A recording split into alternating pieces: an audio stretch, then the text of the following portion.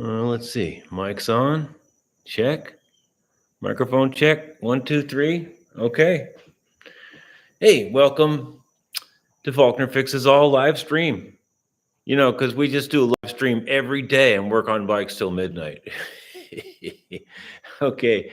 So today, as promised, we're going to try to reseat these tires on this copper tone. I just got back from a ride at Bent Creek and I haven't uploaded the video yet because it takes like a billion years to upload it. I will upload it tonight. It's a pretty good video. The Schwinn Collegiate that I built, it did fine. It did wonderful. Yeah. The only thing I noticed that was of a technical issue was the front fender stay on the 68 Schwinn Racer / Collegiate was, you know, I know that sound. It's kind of like you hit some rough stuff and it's like boom, boom, boom, tink, tink, tink. You think there's a rock in there. There's not. There wasn't a rock in there. The back stays are good. It's the lower front stay. It's loose a little bit. It's not the end of the world. That was the only thing I noticed. That thing shifted perfectly. The seat squeaked a little bit, but that's from me. You can spray on the pivot points of that particular seat. It's different than this. Up above the spring, there's like a little tiny pivot, and if you don't spray it with some lithium, it squeaks. Yeah, the seat's really hard. That's just how old Schwinns are. You're sacrificing style over comfort. Anyway, the bike, I give it a straight A. It was fine. I went up some pretty big hills. I did some jumps. Couldn't do a lot of stuff because I was holding the camera. Hey, buddy, what are you doing? Anyway, so as promised, are we live? Yes, we are. As promised, we're going to try to reseat these tires, and I'm going to use everything in my playbook. I've got the silicone spray. I've got the Armor All. We've got some dish soap. I even got the heat gun out, but let's hope we don't get to heating the tire. Anyway, so from my experience, to really do it right, you got to take the tire completely off the rim and clean the edge of the inside of the rim with some steel wool, really make it slippery. And then spray it down really good and like rub the Armor all in the tire, and then try to seat it. And hopefully we won't break any of the rim liners. I don't have any spare rim liners. I can probably repair it, which is a no-no, but we have to try something. Okay, so let's, you know what? Let's do the worst one first. I think the front is the worst one. Yeah, I'm pretty sure this front tire is pretty bad. Yeah, that's the whole side of it there. There's a little bit of the rim there too. There is a wop in the rim, but that whole side of that tire is just ridiculous. It's really going down bad. It's right, I think it's right here. You can kind of see it. Let me get you in close. Let's see here. Yeah, you can kind of see it here where the writing is down a little. Like if you go here, it starts right here.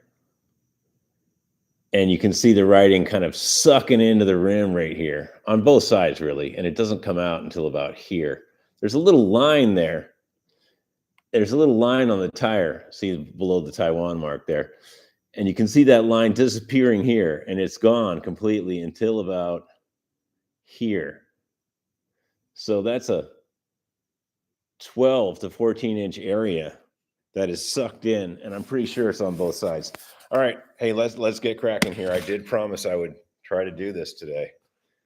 And don't worry about that 1970 Schwinn Racer in the background. That's part of another deal, a fork trading deal. Anyway, this bell was on it, but I took this bell off. Anyway, yeah, let's take this off, man. Let's try to reseat this piece of junk. I can't afford to buy any more repro tires. And this is a repro tire. It's fairly new. It just sat so long in the basement. So we're gonna undo this. And maybe the last time I rode it, I let it sit or something and the air leaked down, and I don't know. I have much more faith in this tire than the other one.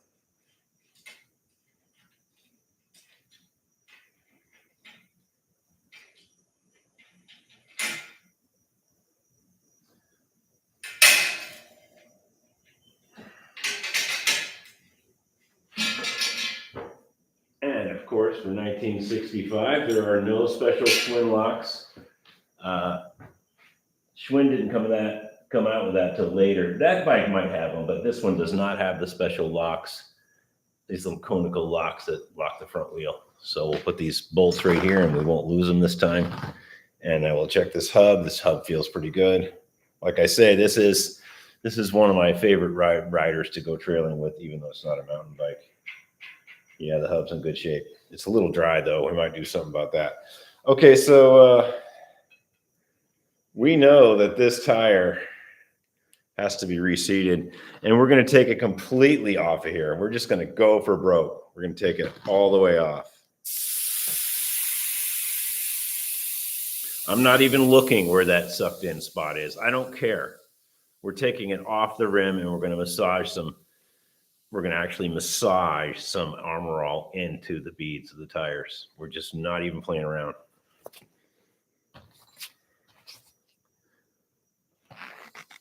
And sometimes you can just get these off with your hand. We'll see if I can do it this time.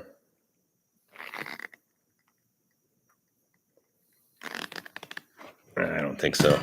I think it's just it's too new of a tire.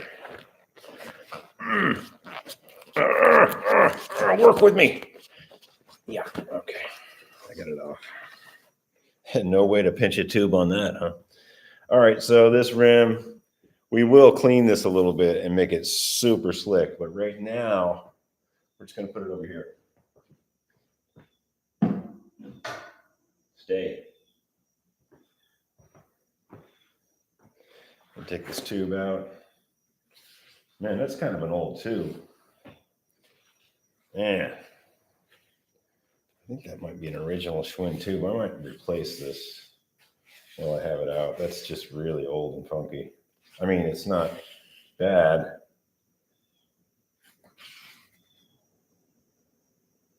No, it's not a Schwinn tube. Yeah, that's not a Schwinn number. I think we are going to replace this tube. It's pretty, I mean, it holds there, but I mean, we got everything off. All right, so we're checking for thorns right now.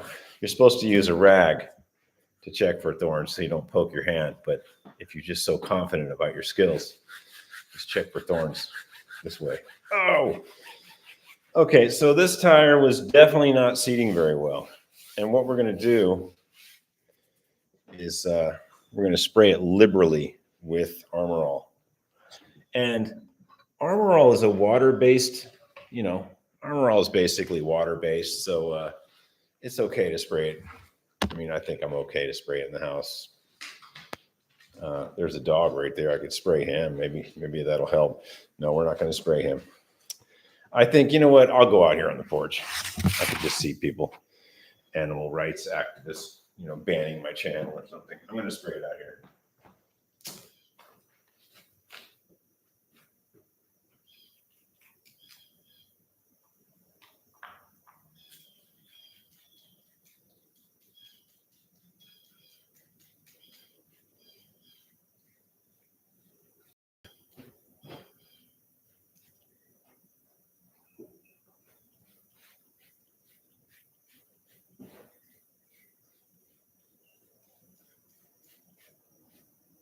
Okay. That was a lot of Armor All. This stuff's expensive, by the way. Actually, it's not Armor All. It's just a rubber protectant. Okay. So we're going to kind of massage it in there.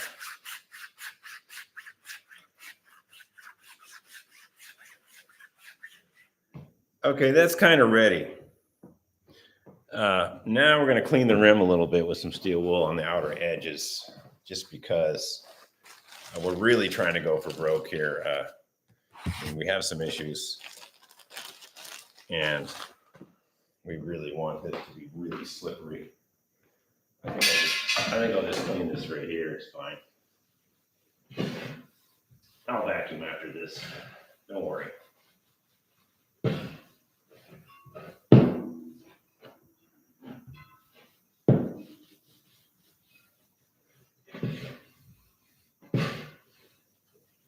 Okay, so there's a little rust near the holes here, near the Yeah, there was a little rust. This may have been what was catching it. I don't know, I'll have to look back in the video, but there's some rust here starting. And that might have been the low spot. Usually that's how it works. Okay, so we got that.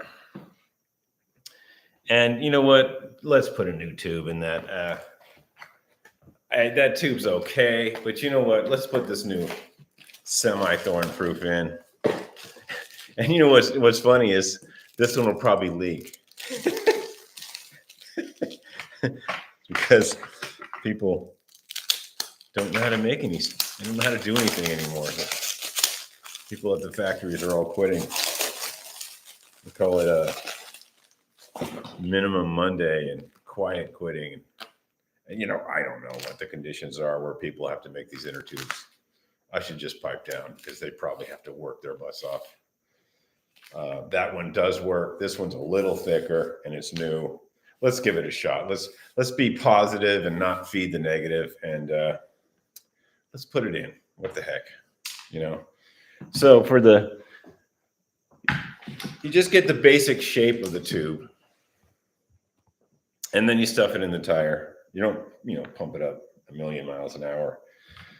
You just get the basic shape to get it in the tire.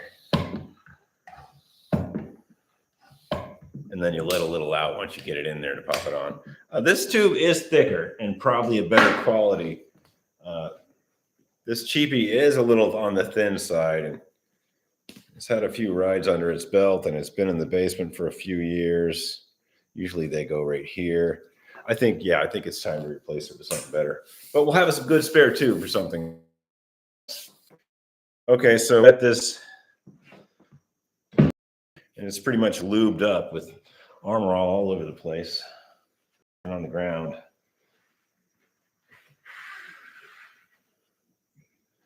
And we're going to pop the tube in. Yeah, you just want to get the basic shape, and you probably have to let a little bit out once you get it on the rim. Okay, so that tube is in there. The tire is pretty liberally sprayed with rubber protectant, and we're going to pop it in. Try to put this on. If you're just tuning in, we have decided to try to reseat these ancient reproduction. Well, they're not that old. This tire is probably only 2 or 3 years old. It's just been sitting on a rusty rim in the basement, and it's just been sitting. Okay, so now we have to let a little bit of air out because we can't get this bead on with the tube having air in it. So we're gonna let a little bit of air out. Oh, hey, Fred, thanks for tuning in. I'm going for it, man. We're gonna reseat these little suckers, and we'll go from there. All right, I meant to ask you about something. I needed some part. I was wondering if you had it, and I forgot to ask you. But now I'm so old, I forgot what part I need. It'll come to me, Fred. Okay, so yeah, we let a little air out, and it's all armor-alled up. Everything is liberally with rubber protected. It's on there. It's so good, it's just going to pop on by hand, really. Let a little more air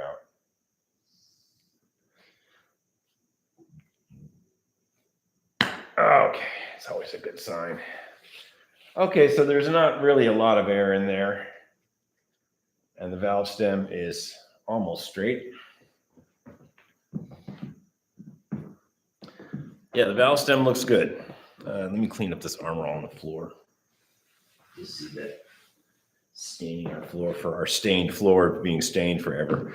Okay, so yeah, that looks pretty good. Let's pop some air in here, and hopefully you'll hear like a popping sound around 50 or 60 psi, and that's actually a good sound. That means that it's seated. But before we do that, we're only going to put about 10 or 15 pounds in, and we're going to bounce it around on the ground. There is about 10 pounds.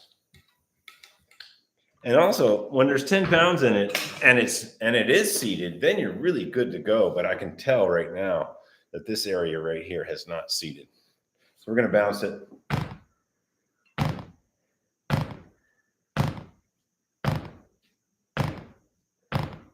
My dogs love that part. Okay. Can you guys see? Yeah, you guys are okay. Okay.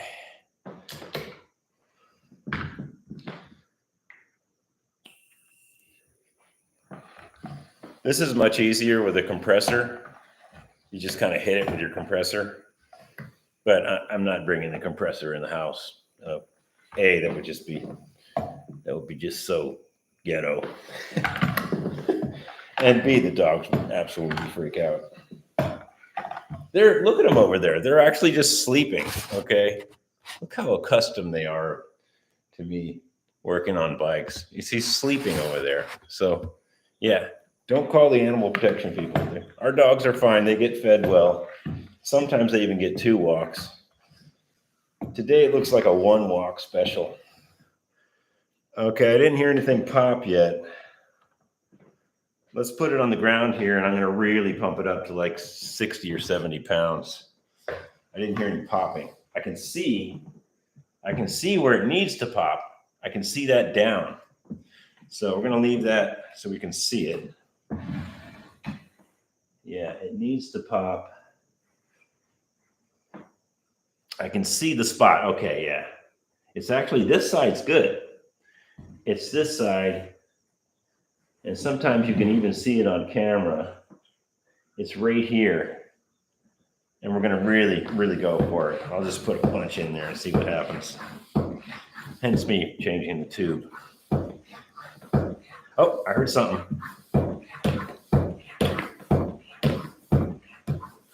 I did hear something. And we're going to keep going. Okay, there's 60 pounds in here already.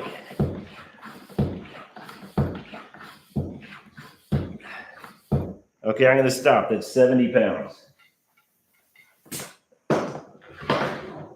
And let's see how we did. Yeah, I can see the line. There's a little line here. I can see that line all the way around. Looks good on this side. Yeah. Okay, this side is seated. And starting at the valve stem, I can see the line. I can see this line here. I can see this line. You know what? I think we actually seated. I think we did it. But there is 70 pounds in here now. And I think this takes 60. What's it say? 65. Okay, we'll let a little bit out. Not much though. I mean, what the heck? It says it takes 65, so.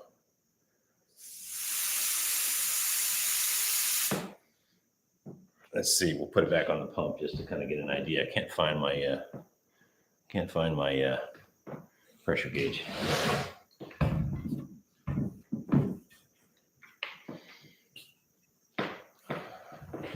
Okay, the pump says that there is 57 pounds in there. I think we're going to let it be. Yeah, I think we're going to let that be. Let's put the cap on it and let's spin it and see. Yeah, let's spin it and see what happens. All right. Let's see if all this work was worth it. You saw it before. It was pretty bad.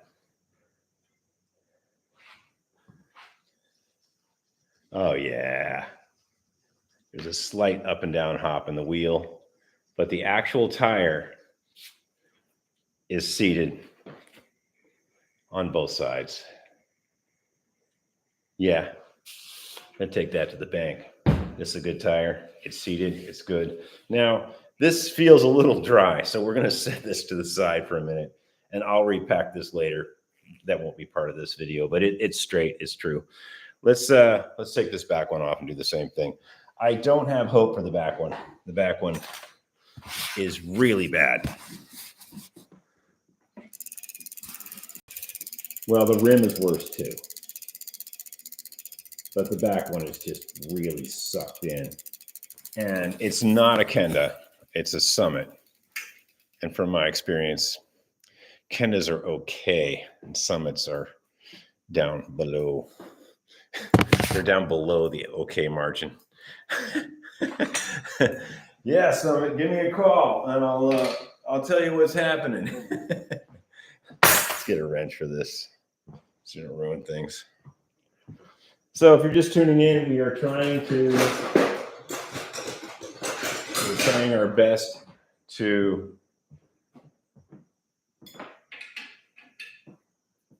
use the correct wrench, which is a 16 millimeter. Unfortunately, this is the only 16 I have, but it does fit very good. Just not quite the bend you want.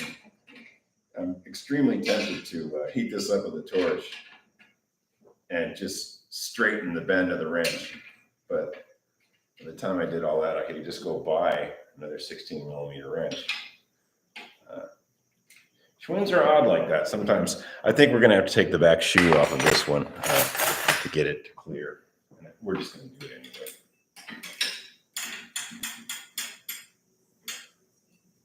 Make it easier for everyone. So we did replace that tube. It was looking kind of on the shy side, especially when you're trying to put, 70 or 80 pounds back into the tire to get it to be this good. To get the tire to be that good, you got to put like 80 pounds in it with Armor All, and once you clean the rim. And that tube was kind of thin and shy, and I just, why invent problems when you have a brand new tube that was like $6 sitting right there? So we're going for that. All right, so we're going to take this off. And it's good to have it in fifth gear. That makes it easy. And this chain looks pretty good. And this hub doesn't feel good at all. Wow. Wow, this hub is really loose. Oh, the cone came undone. Oh man. It's good to check these things. See, that's loose. This cone right here is loose. That's out of adjustment and it's loose. And it feels kind of dry. It's been 2 or 3 years. I thought I repacked this a while back, but this is definitely a repack. And before this goes back on the bike, this one for sure is definitely free wheel comes off. Axle will come out. We'll clean it. We'll repack it. That won't be on the live feed today. We're just doing the tires. Okay, so we know that this tire, let's look at it here. Yeah, there's a big spot right here. I don't know if you can pick it up, but the line on the tire is sucked down from here to here. And it's also sucked down on this side from about here to here. You can see the Summit labels. Actually, you can't even read it. So this whole area, probably this whole quadrant is in. So we're going to make that. We're going to do the same thing. We're going to take it outside. We're going to clean it off. And we're going to Armor All. And we're going to put some rubber protectant on it big time. Rub it in with our hands. And then we're going to bring it back inside and pop it on the rim that we clean the edges on.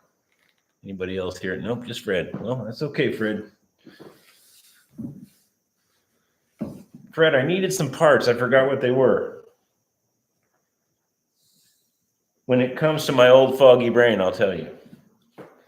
Oh, look at that. Pops right off. That's a bad sign.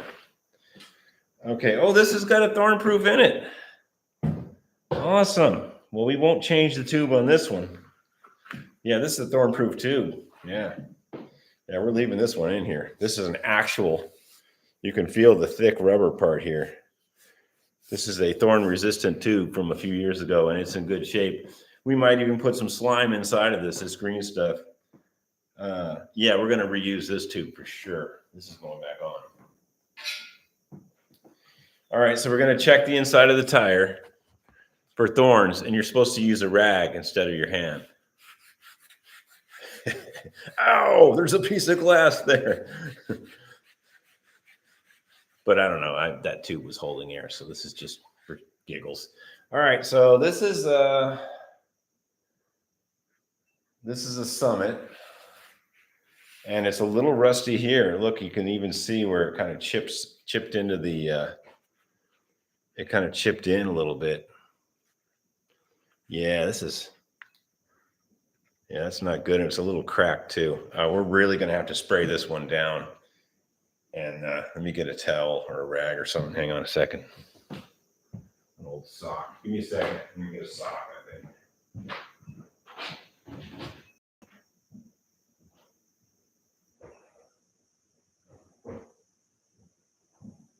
I'm still here. Hang on.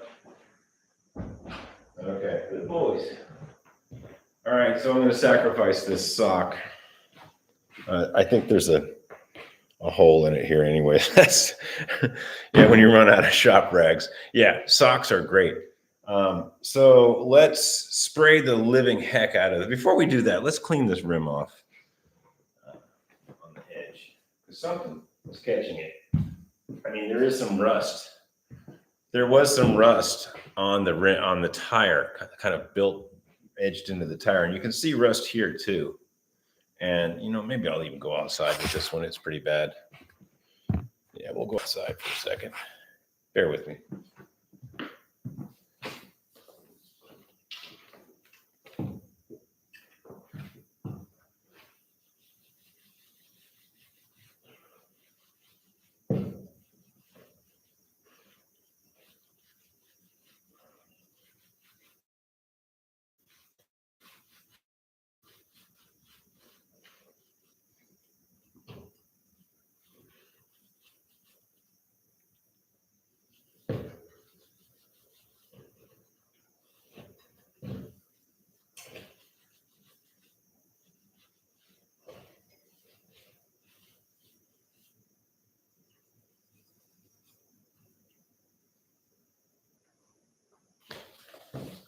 Okay, there was a fair amount of rust on the bead on this one. The front wheel wasn't so bad, but this one was not something I wanted to do in the house.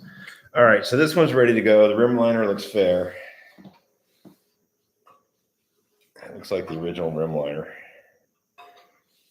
The rim liner is fair. At least it is the Schwinn style, and it's still on there. I don't think that's going anywhere. All right, let's soap this tire down with some name brand rubber protectant. Name brand rubber protectant. All right, let's soak it down big time.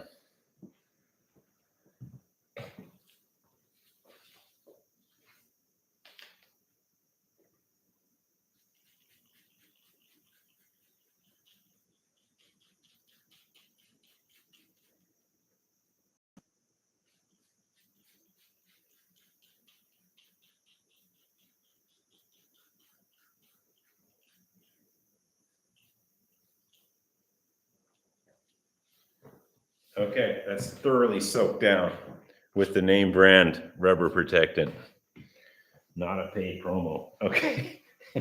And some excess got inside, and we just want to wipe the inside a little bit of this tire. We're going to leave all the gooey stuff right on there, though. It's good. All right, so let's put this thorn-proof back in. This is a really good one.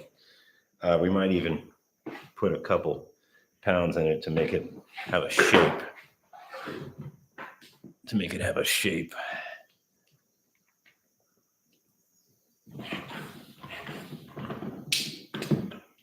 All right. Oh, sunlight, thorn resistant. That's good. Okay, so we're going to put this, make sure there's no excess. There's still a little in there. Dude.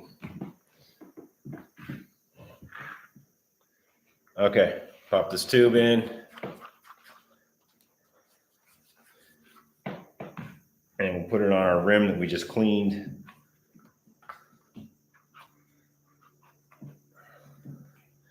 Okay, and hopefully, since we cleaned the rust, some of the rust on here, on this inner edge, you can still see like right here, a worse spot. is, yeah, there's a little, yeah, there we go. Yeah, there's just little spots here and there. There's a spot here. And see what happens is the tire catches on that rough rust and then it doesn't pop up to its full potential. It slacks. And we don't need any slacker tires. We need our tires to be as good as they possibly can be. No slacking around here. Not for what we do. Okay, we'll get the valve stem kind of straight there so we don't have to do it later. We're kind of making sure the valve stem is in the upright position. We're going to do this first edge, and I'm noticing that the rubber protectant is still all over the tire. That's good. It hasn't dried off yet. And we're probably going to have to let a little air out because I don't think you can get a tire and tube on the rim when there's even a couple of pounds in the tube. Yeah, you need to let some air out, and that's what we're going to do right now. But not much. We want it to stay in its shape, you know. Okay, so now we're going to pop the rest on. It's good if you can get it on by hand. You can't always, especially with like a 10-speed tire, like a 27 by inch and an eighth. Those really skinny 10-speed tires, or 700C in some cases. You got to be really buff to try to get those on by hand. Okay, so I always kind of push the tube up a little and make sure it's not pressed against when you start pumping it. Because if it's pressed against the rim when you start pumping it, sometimes it forces the tire up and out, and then you have this big bump. So to start it, just push it in a little bit and make sure it's in the up and down straight motion. Yeah. Like I say, it's really much easier with a compressor, but we're not bringing one in here. Something about bringing a compressor into your living room is kind of a no-no. Okay, there's like 10 pounds. The valve stem is not great. It's straight enough. All right, so we got about 10 in there. We're going to bounce it now because I know it's not seated. I can just tell.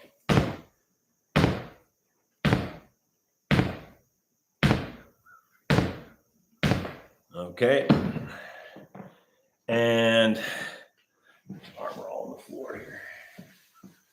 Can't have that. Okay. Let's just check it real quick. I'm sure it's not seated. I can tell. Yeah, this whole area here. In fact, the same area, that same little label is still kind of down. So let's keep an eye on that when we pump it up really hard.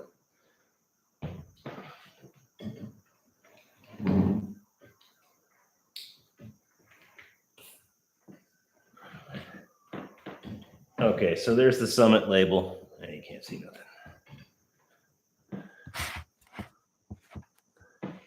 Okay, there's the Summit label there. We're going to try to make that move a little. We'll see. And I'm going to put 80 pounds in this thing, and then we'll lower it down to 65 or so. Lower it down to 60 once it's doing its thing. It's trying. Boom!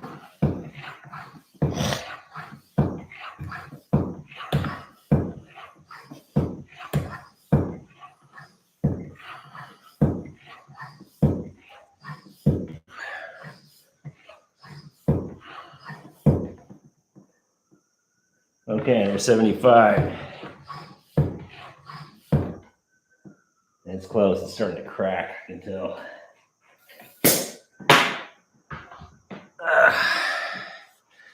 Yeah, I don't know. The tires. I don't know about this one. The tire's a little cracky. It's a little weather checked, like I was saying, Summit tires. The Kendas last a long time. At Summit, it's starting to crack up in here. Well, let's see what we got. Let's give it a spin. I have my doubts. Yep, it's still that one spot. Darn. Both sides. Let's see here.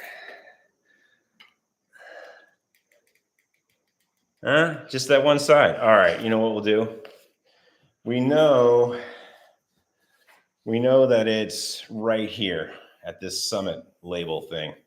We're going to let the air out and spray some extra stuff in there and then really go for it. Let's just make sure that we know what we're doing. Yeah.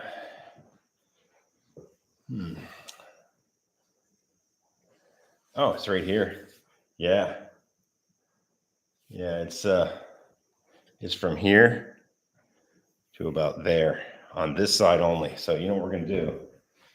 We're going to let all the air out and spray liberal amounts of rubber protectant in there. We might even try the silicone next, but we're going to try the rubber stuff.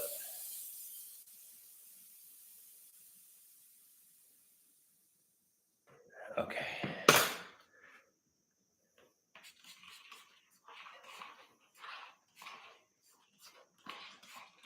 Okay, that's a lot. It's more than we should use. It's more than you really need to do this, but drastic times call for drastic measures.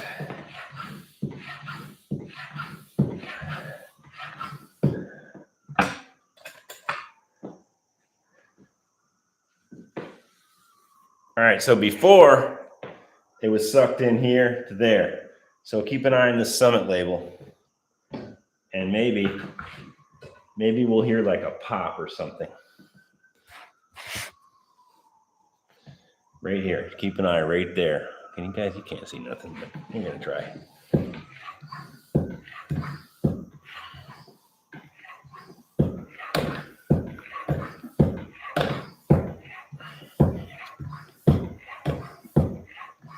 I might have to go to 100 pounds. The tire's starting to split here though. I don't know if I want to keep going. Not good.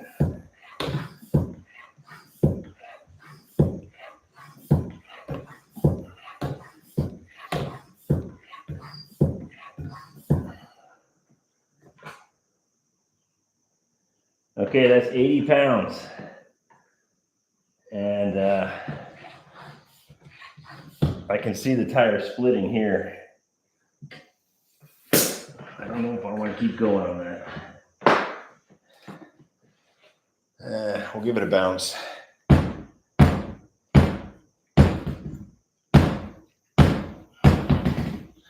Okay, there's 80 pounds in this thing. That's 15 more pounds than what they say is okay. I still don't see this. I still don't see this summit label doing what it's supposed to do. It's still kind of in there.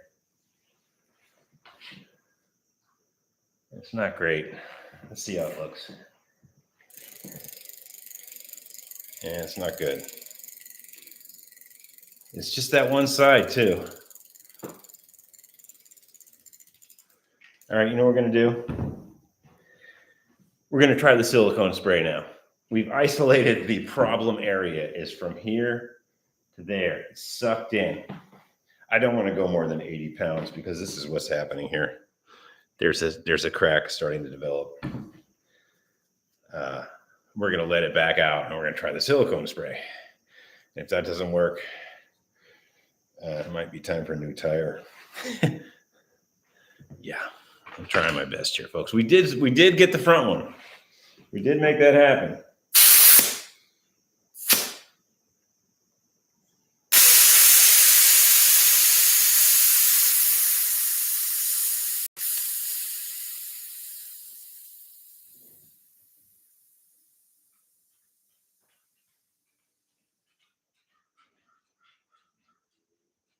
Okay.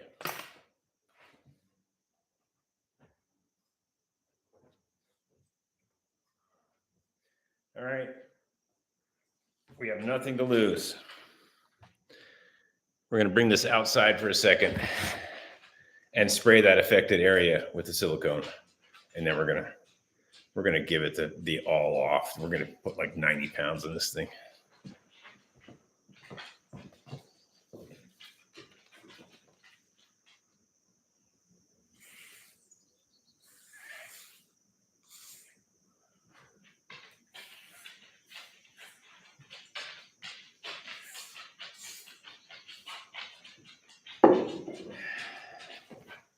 All right, let's do it.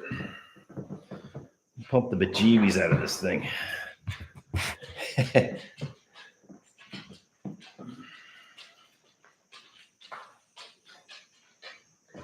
And there's another trick.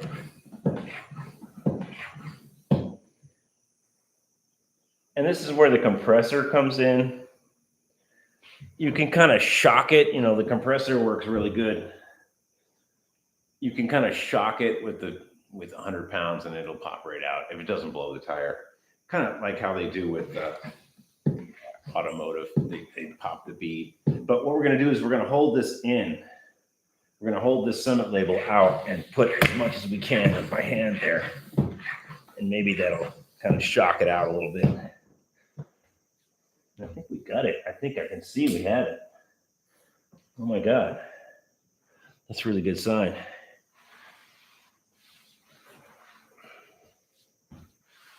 Unless it went somewhere else. But yeah, I can see, you can see that label now. You can clearly see it's above the rim. All right, so let's shock it. Let's put 80 pounds in it, see what happens.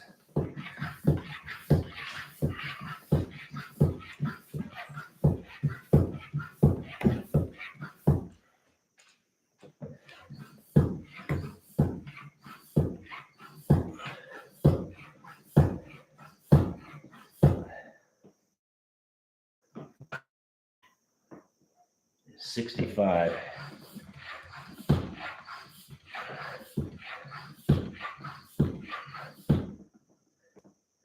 There's 80 pounds. It's really as far as I want to push this tire.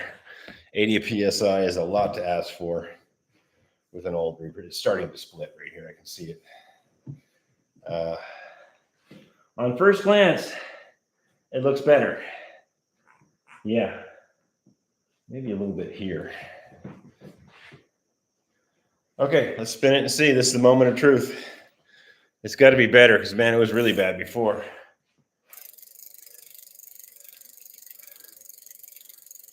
Huh. Went to a new spot. I went to here. I can see it's down here. So we transferred it to a new spot. Great. Huh.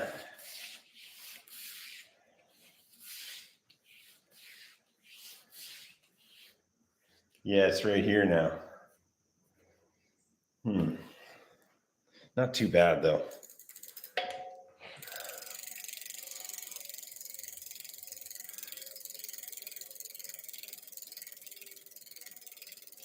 Yeah. I think that's probably about as good as we're going to get it. I mean, it is better, folks. It is better. This whole side was sucked in, and now it moved down here. I've got 80 pounds into this, and I just don't want to push it any farther. I can see seams starting to open up. You got to know when to kind of fold it on this one. As Kenny Rogers said, you got to know when to fold them. And I think we're just going to let this back down to 65 and repack the hubs. It's a tire that's not going to come around. All right, we could try one more time, but it's getting to be on the dangerous side. Yeah, it's right here. Tell you what, we'll try one more time. We know it's right here.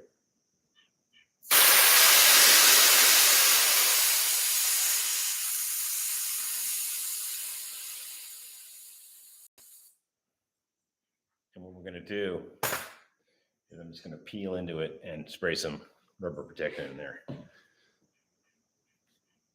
got to let all the air out. It's insane. Let's just work to make a tire seat. Yeah, I just went and ordered a new tire.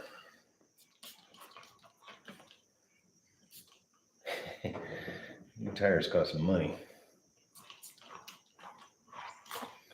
All right, let's give it another shot.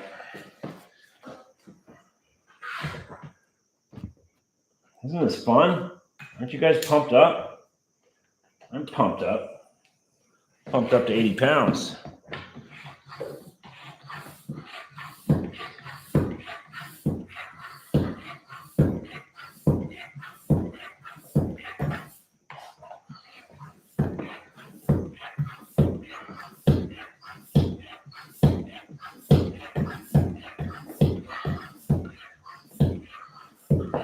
Oh, I heard a pop. I heard a pop.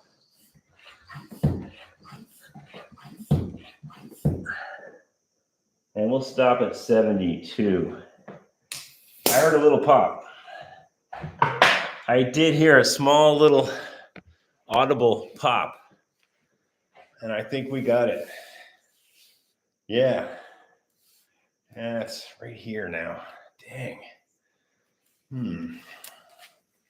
That was probably just one side. I think that was just one side of the tire on that problem spot. Yeah, I can see it right here. I can see it right there. Let's see here. Yeah, it's just one side now. It's one little spot. All right.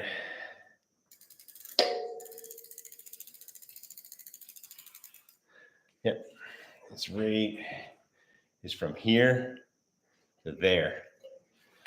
And you know what? We're going to keep going. We're going to put 200 pounds in this. Actually, we're not going to put 200 pounds in. They would never take that. We are going to put about 90 in if we have to.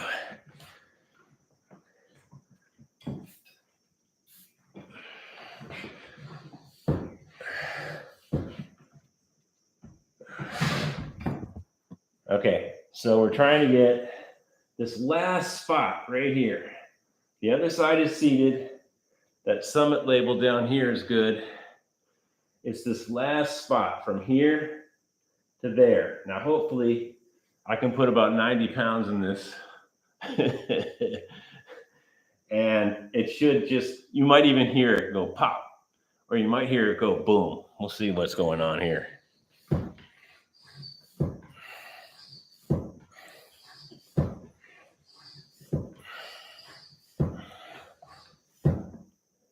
That is 85. Oh, shit.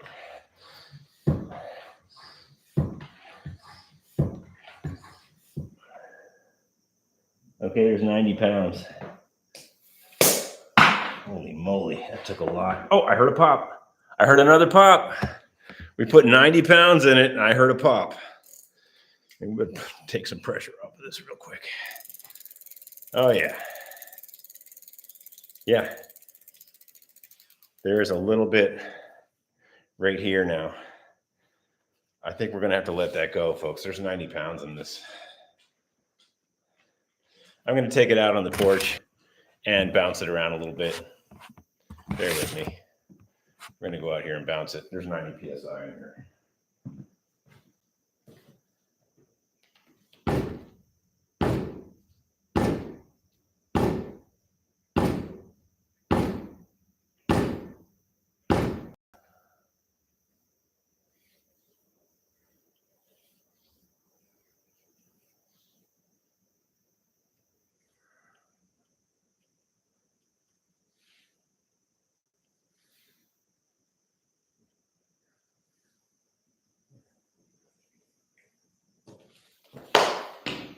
Hey, I think we got it. The tire is old and it's starting to split, and there's 95 pounds in it. We're going to make that right in a second, but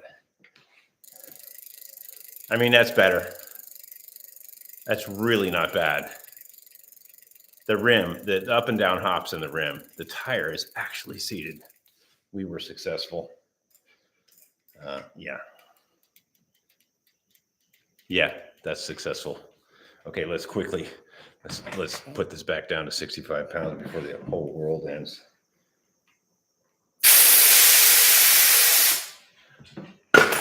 Yeah, let's see what the old pump says that is now.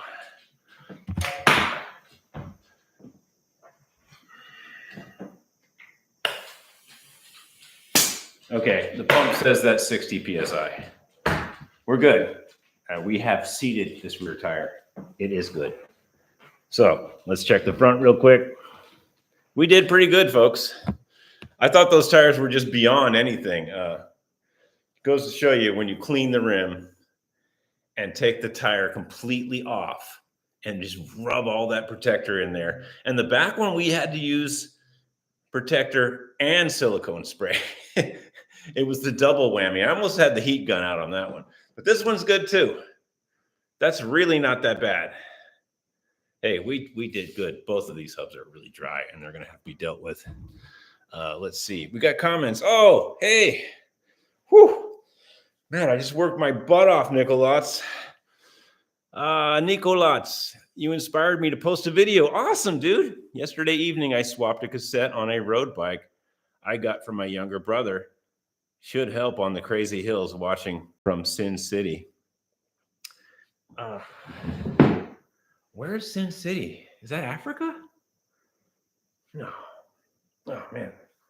Oh, man, I just can't barely made those tires work. Nicolats, that was a lot of work. So you posted a video? Awesome. And, you know, every bit of information. Oh, Vegas. Yeah. Man, the crazy hills in Vegas. Yeah, man, Vegas is a hot ride. I've only ridden there once, and I was just like, oh my God, what an asphalt jungle this is.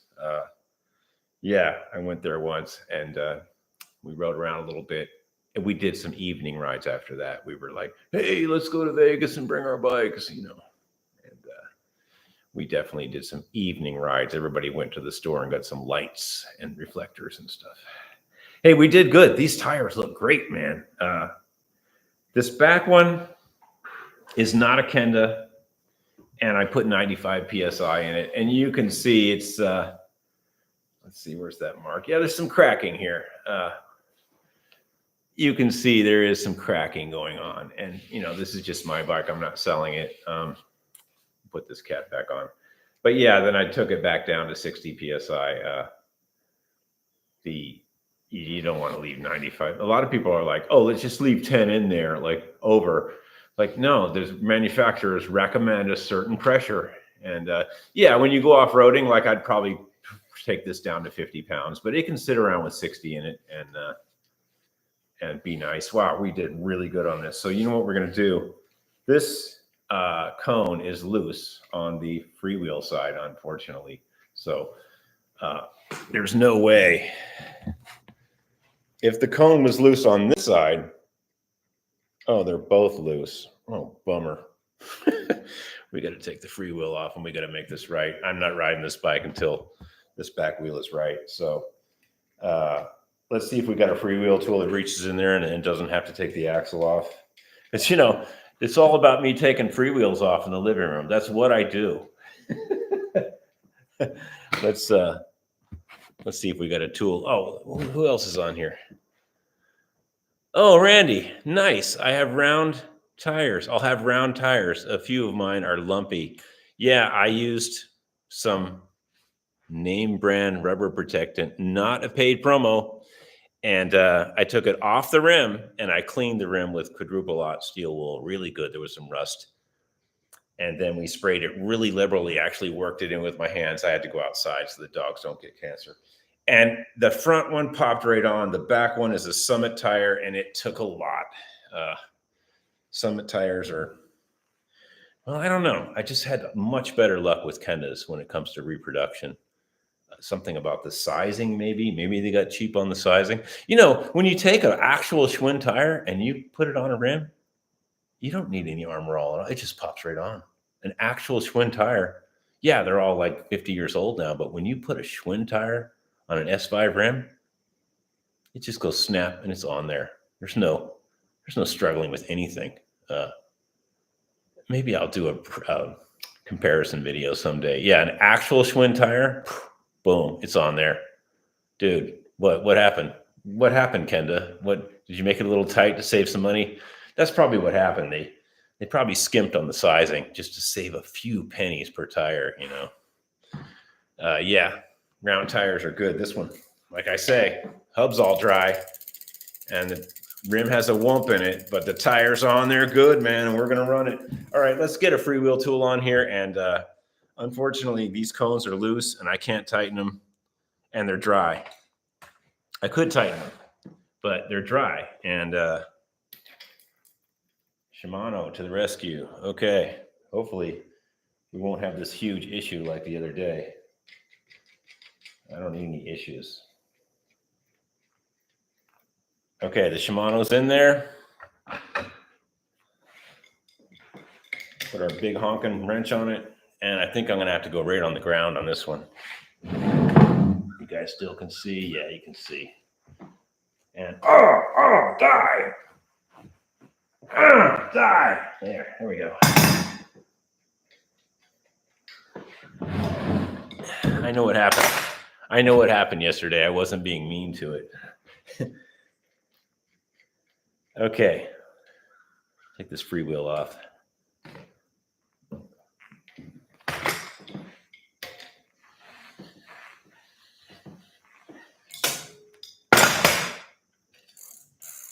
Yeah, this freewheel's in good shape. I think I replaced this freewheel.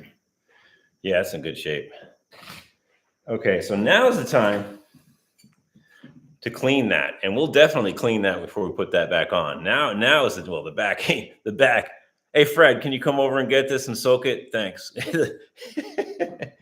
Yeah, the back ain't cleaning up. Actually, if Fred soaked that, it would probably be just a bit right. But we don't have for all that. Clean the front up a little bit with some steel wool and a rag. But for right now, yeah, this was not acceptable. Yeah, this is not acceptable. I think I'm going to give my dog a treat real quick. He's a little concerned about all that air pressure that we were using with the tire and stuff. So I'm going to give him a little treat real quick with some grease on it. You know, it's good. Come here, buddy. Come here. Yeah, you guys are good boys. They're good dogs. They're so accustomed to me working on bikes. Sit if you like to work on bikes. Sit. Do you like to work on bikes? Yeah.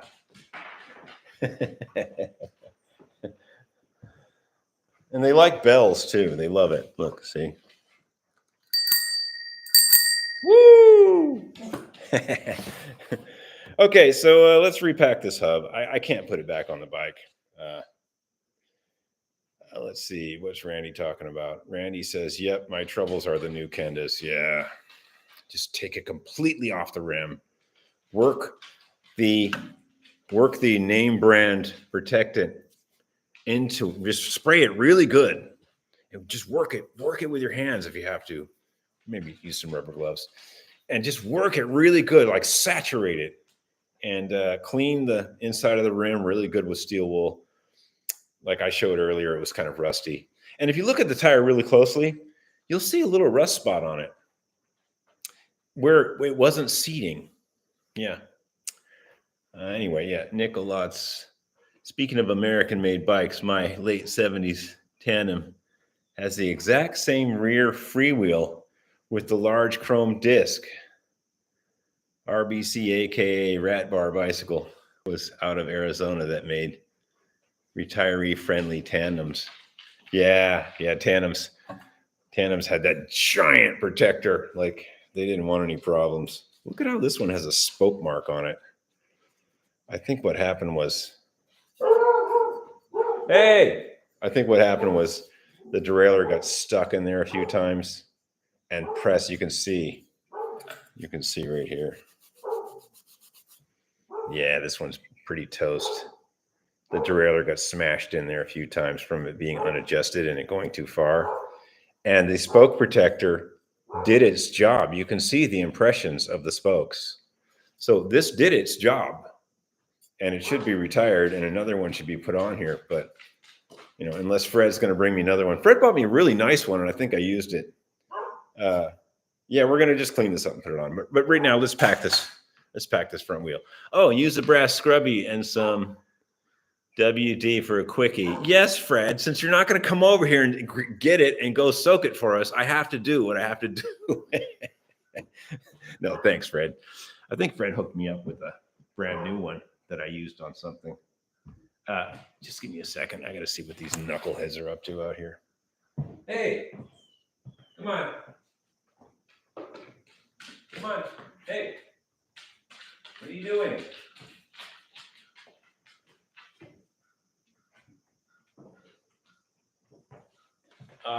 Big event. There was a squirrel.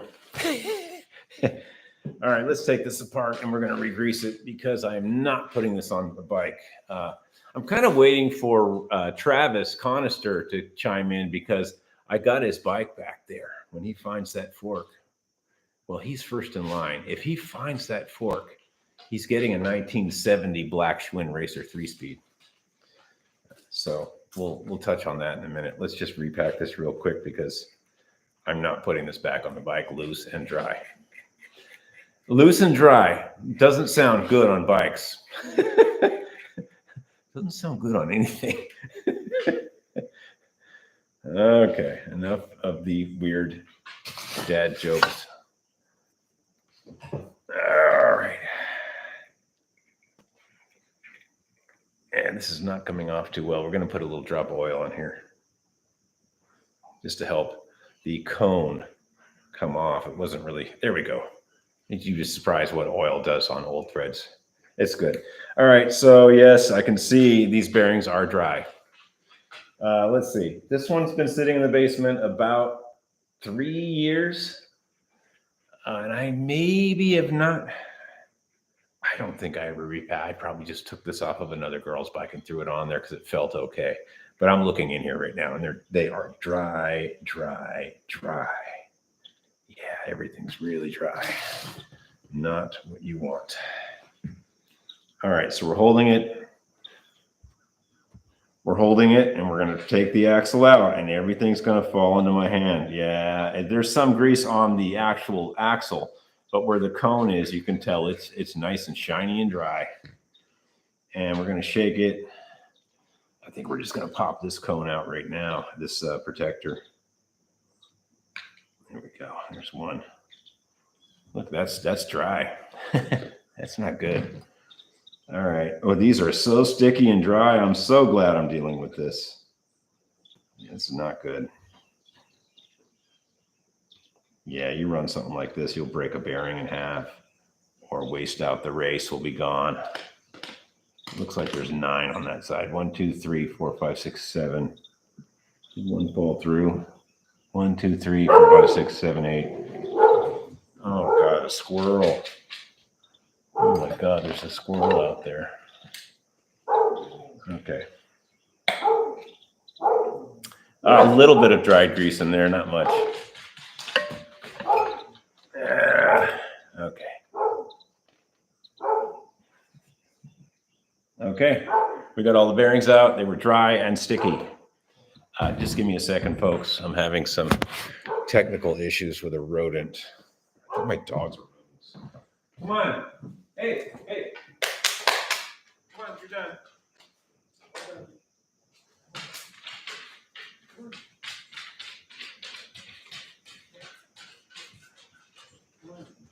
Come on.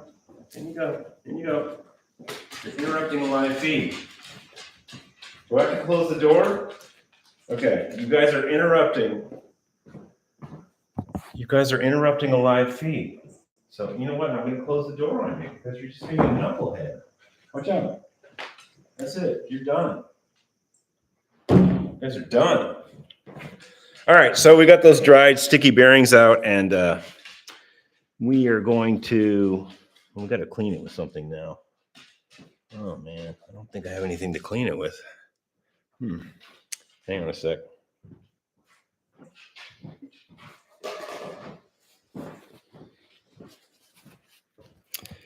So yeah, we got these out and they were dry. And I think what we're going to do is spray some white lithium in here and kind of smear it around and see if that kind of cleans it up.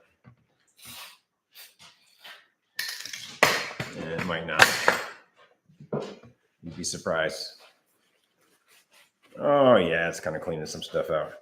All right, any kind of petroleum products I could use some alcohol-based hand cleaner too. Oh, I cleaned it up good. I sprayed white lithium in there and look at how clean that is. Yeah, man, you don't need any cleaners. Grease will clean grease. Something about the white lithium kind of has some cleaning properties in it too. That cleaned it good, man. Yeah. All right, let's spray some more in here.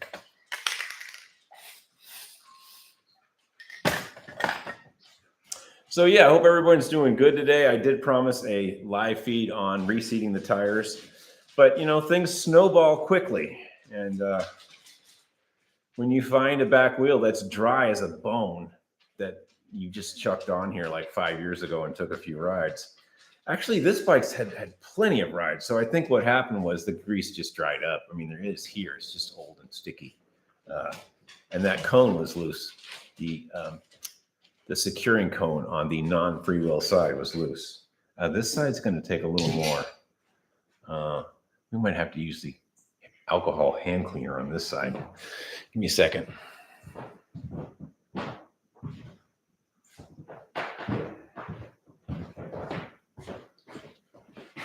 Okay, yeah, we're getting desperate here. We're gonna use some alcohol based. Let's see how this does. Oh dear. I'll have to answer that later. I'm busy right now.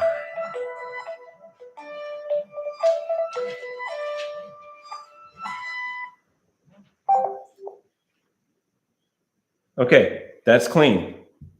That's very clean. So the inside of the hub is clean.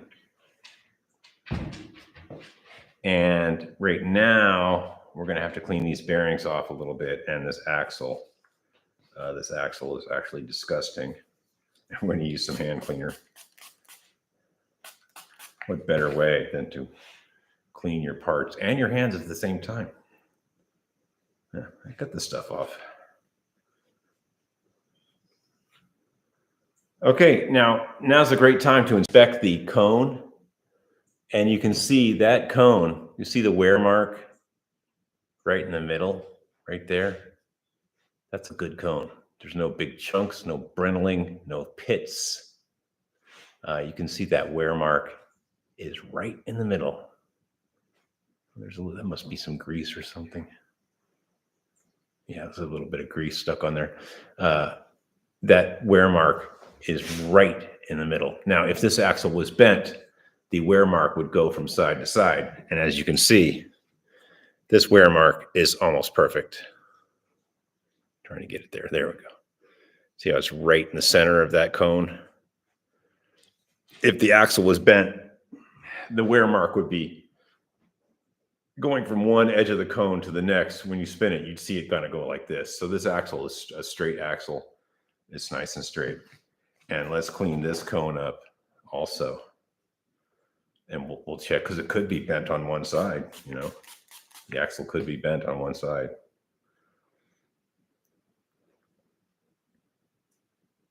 Yeah, it looks pretty good. Yeah, I think we're pretty golden on that. Spray it some more. Yeah, you guys missed that. The dogs can't go out right now. They're on squirrel quarantine. Squirrelatine.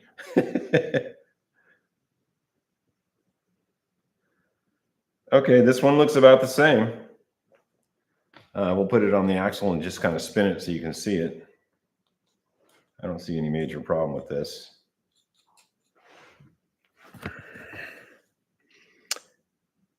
Besides it being a little dirty and dog hairs on it. Or human hairs. That's a human hair. That's not bad. Man, there's some hair on there. Yeah, that axle is not bent. And those cones, besides having dog hair on them, are in good shape. And we'll clean it off a little more because we can't have dog hair inside of our rim. All right, so now we're going to clean the bearings. Just a rough tidy up. Yeah, there's nothing wrong with that cone.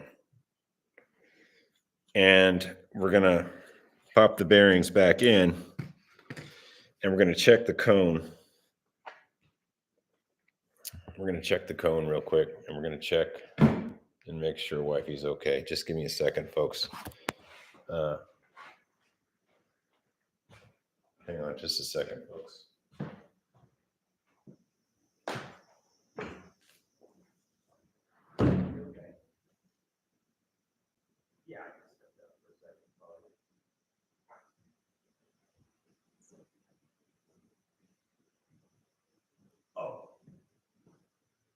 Okay, excellent. Yeah, I'm done. Thank you. Awesome. Okay, ready to. Okay. Crisis diverted. Just checking in, you know. Gotta make sure everything's okay. Okay. We cleaned the hub, is looking good. We cleaned the axle. Now's a great time to double cinch down on that. This was not the side that was loose. You know, this was the side that wasn't loose, which is good because it's the freewheel side. Now, could I have just tightened the cone up and got happy? Yeah, but that felt dry, and we can't have that. We can't have dry, you know, loose and dry. That's never good. Okay. All right. Put a little cone wrench on there, and since Fred's coming over with his citric solution, he's bringing it over here. Okay, we're just make sure out. We're just going to make sure that this freewheel side is doing the right thing. Oh, and it was a little bit loose. Oh dear. I'm glad I see you. You know, got to check things out once in a while. You got a runner that you use, you know, and you know, once in a while, just tear it down. And after it's a few years, you've been riding it, you know, if you get that far with your, if you even get that far with your daily rider, just tear it down. Make sure it's good.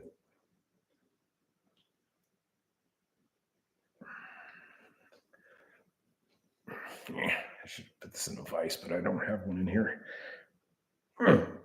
Okay.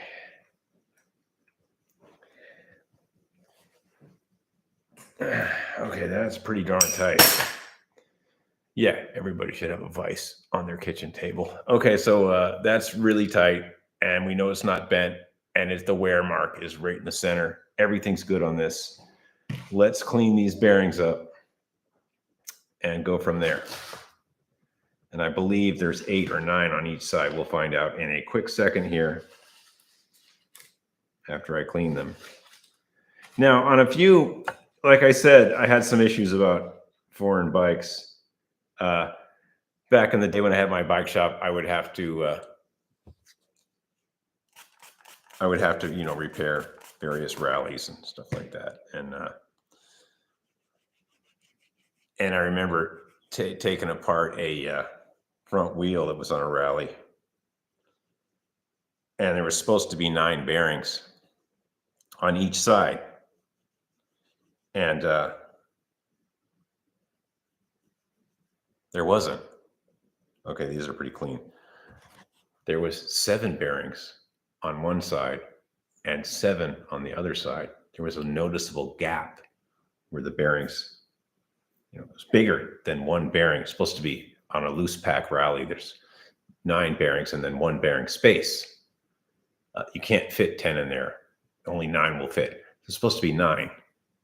And there was only 7 on each side. And I asked my friend, I was talking to him about it, and he goes, "Oh yeah, during the bike boom, they were just slapping stuff together."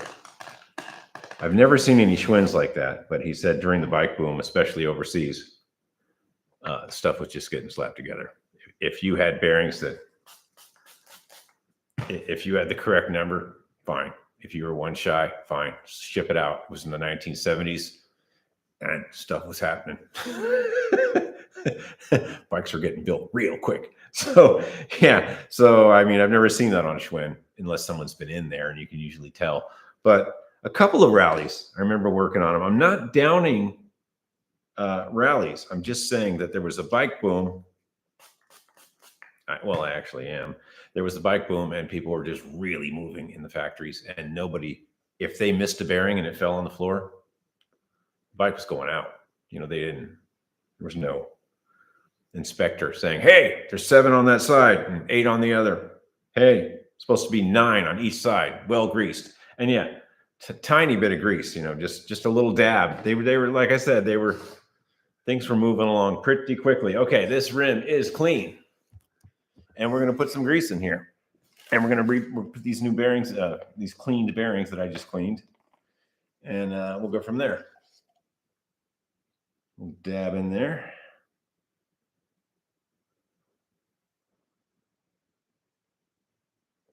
That should probably do it. And on this side, dab on there. We can't go ape because we're running out of grease and we still got to do the front wheel. But I think that's going to be enough. Yeah, it'll be fine. Okay, so let's put these bearings in. I believe there's 9 on each side. We'll see when we put them in. We'll see the space. So there's 1, 2, 3. Glad you guys are still here. 4.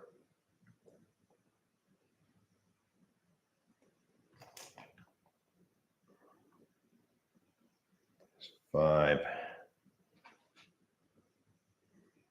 6. 7. 8. Yeah, I think there's 9 per side on this. 1, 2, 3. Yeah, 9 per side. Okay, so there's a bearing space in there. There's 1 space right there. So you can't shove a 10th bearing in there, you know? So there you have it. There's your 9. And hopefully these won't fall out on the ground.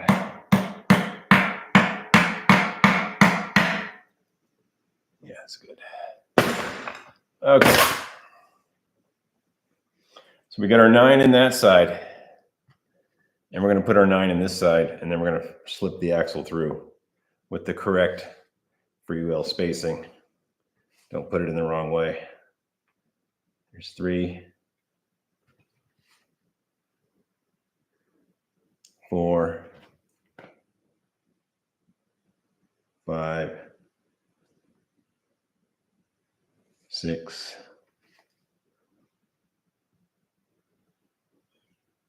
7,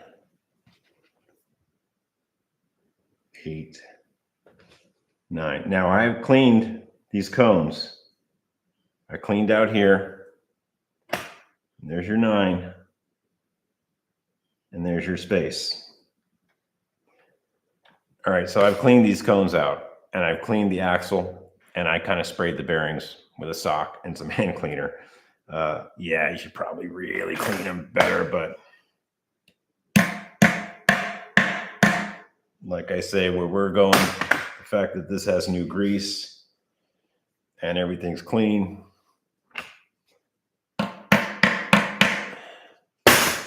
that's all you need to know. Okay, so this is ready, and this is the freewheel side. So we go to the threaded side,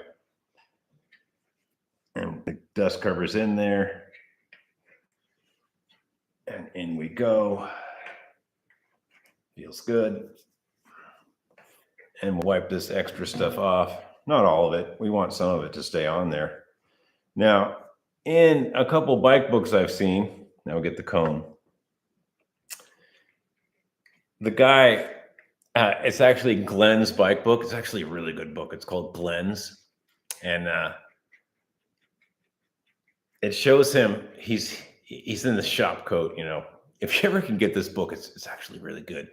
He works on a lot of different hubs and stuff.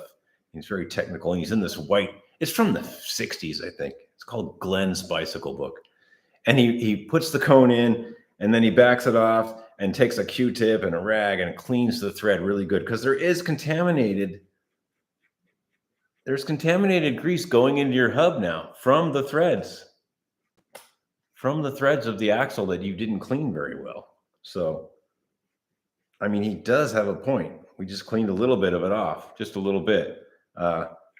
Hopefully no bit of rag went in there, but it shows him doing stuff like that and overhauling 3-piece hubs. And he's in this white shop coat and pens and pocket protector. And it's just, if you can ever get that book, it's actually a really good book. I've got a copy somewhere in really rough shape, but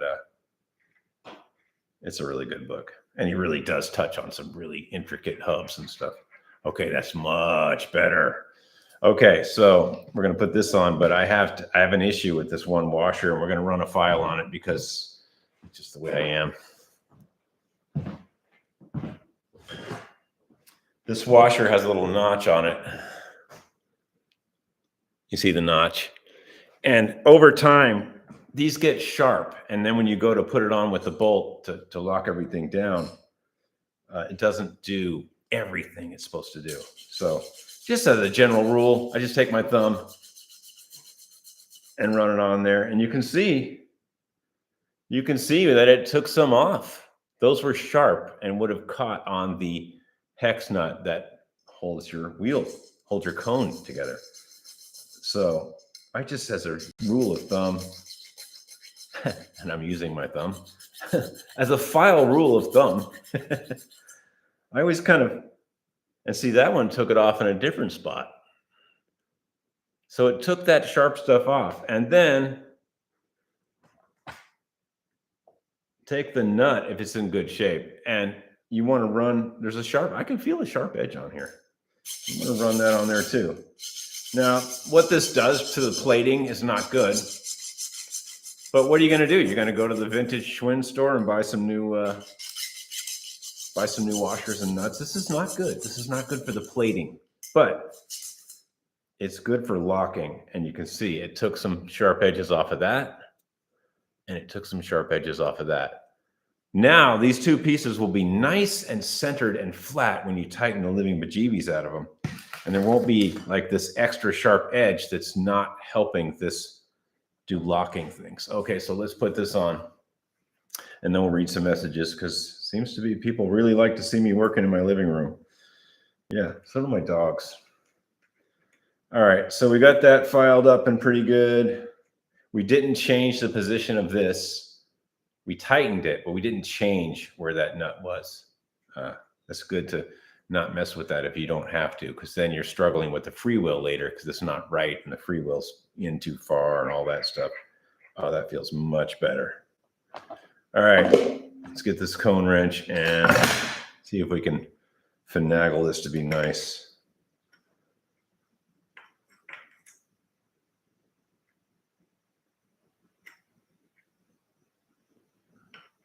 That's a little tight.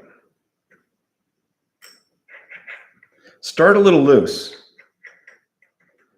And the reason being, I bet you that's a 15. Or 16. That's 16. No, it's a 17. Start a little loose because when you tighten this, it actually makes the cone go one way or the other. And I can't remember if it tightens it or loosens it. I always just start a little loose. Oh yeah, that feels much better. Much better.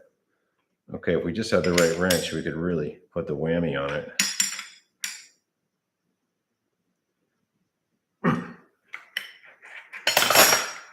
It's a little loose, but at least there's grease in there now.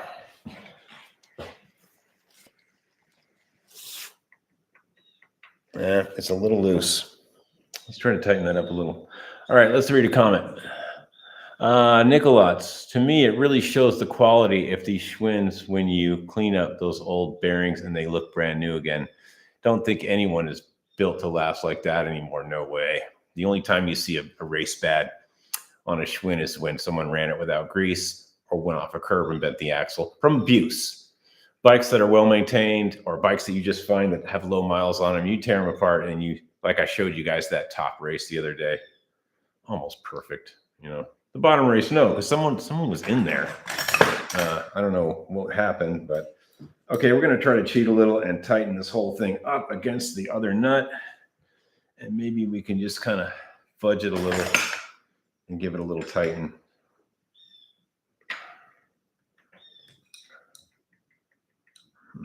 Didn't like that.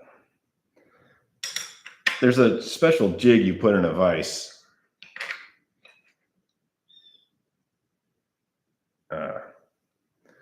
There's a special jig that holds the threads. It's like 2/2 of 3/8 fine in a vise, and you put this big side in the vise like that, and then you can adjust it very carefully. I don't have that. and I'm in my living room away from any kind of ice except coffee. And and yeah, we're just going to see what we can do here. Man, didn't do it. Dang. I'm trying to get this a little tighter. Let's try the 16.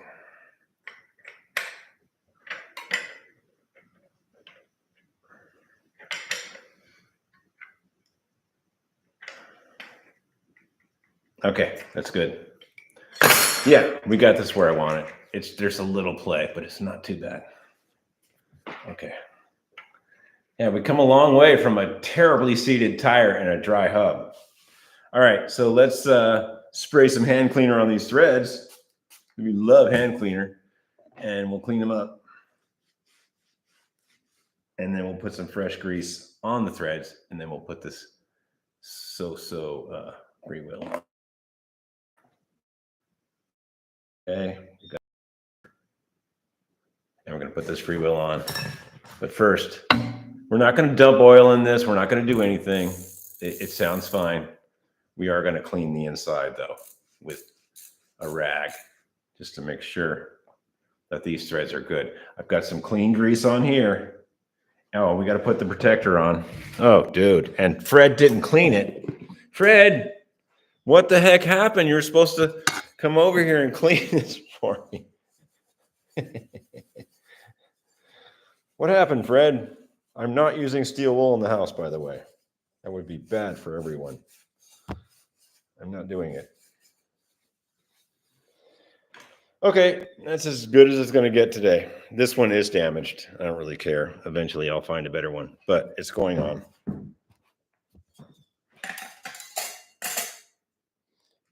And this is going on.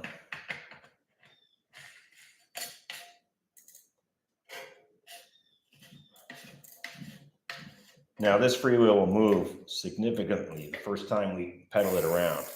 I don't have my chain whip out here. Did I bring a chain whip? Hey, you know what? If we got a chain whip, we'll whip it. I don't think I have one in the box here, though. Oh my God. I actually have a homemade chain whip. You know what? We're going to whip it right now. Because we're going to whip it. Okay. This is kind of useless because the first time you use it, it would cinch on there pretty good.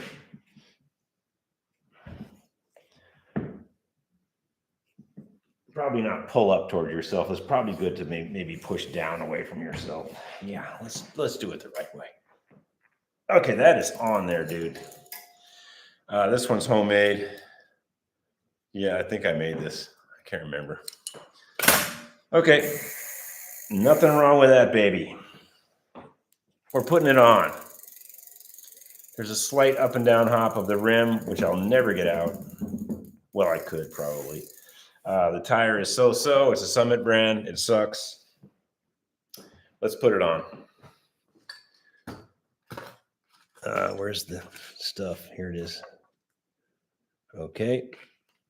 We're doing good. 16. Hey, we've done pretty good so far. We reseated all those tires, and they were pretty bad. We did take a brake shoe off of here earlier. And we left it in 5th gear. It should be very happy just to go right on. Yep, it should be very happy just to pop right in there.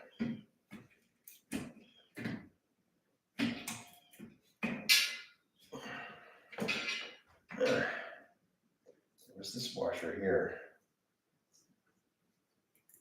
I don't know what that one, I think I spaced it. I think I was spacing it for some reason. I said it's just going to pop right on there, right? Dude.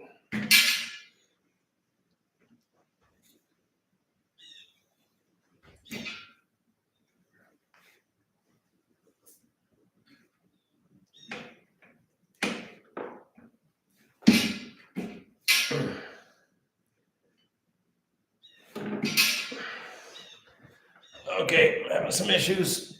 Bear with me.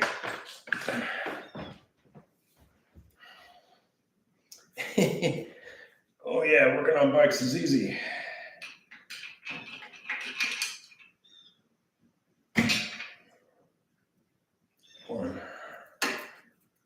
Shouldn't be this hard. This stock configuration here.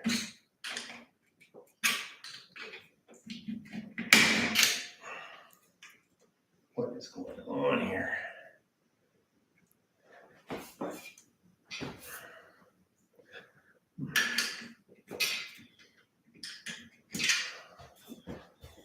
Must be stuck on this derailleur or something. Oh, let's see. There we go. There we go. Okay. We got a serrated. Those are nice. One here. You could put a dab of grease on these threads, but I think they're pretty good. The serrated side of that washer goes towards the frame. I'll let you know. Oh, man, I'm tired. Okay. So we seated up the front pretty good. And the rear.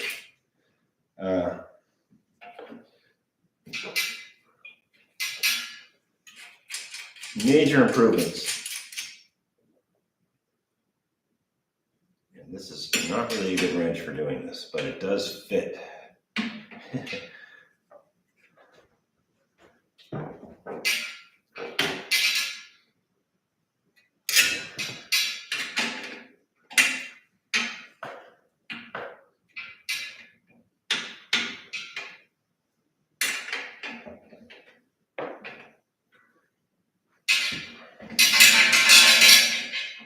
Some jingling going on. Yeah, this wrench is not really good for this. I gotta go buy a regular 16 mil. I need a regular one that's not all weird. I think this is for some automotive use, I'm pretty sure. Okay, that's good enough for now. All right, we don't have a brake shoe in there yet, but let's see how it looks at speed. That's the big test.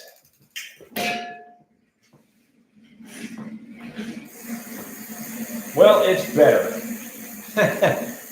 It's not great. That is the rim. Yeah, that's the rim. But the tire is seated. Yeah, I think we're just going to go with what we got until I find a better rim or I spend a few hours getting that hop out. I mean, I know I can get that hop out, but that's like an hour. And I seem to remember there was a few frozen spokes on this too. So it's more than an hour. It's buying new spokes. And, you know, I can just live. That's not bad.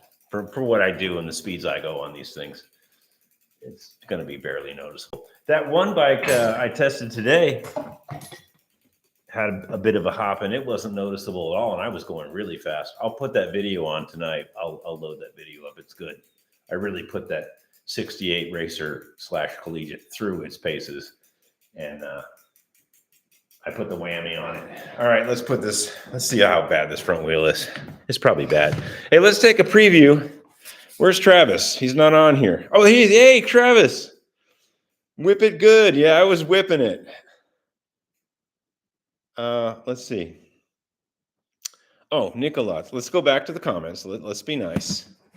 Nicolats, have you ever come across a Bendix manual 2-speed? Yeah, I got one in the basement.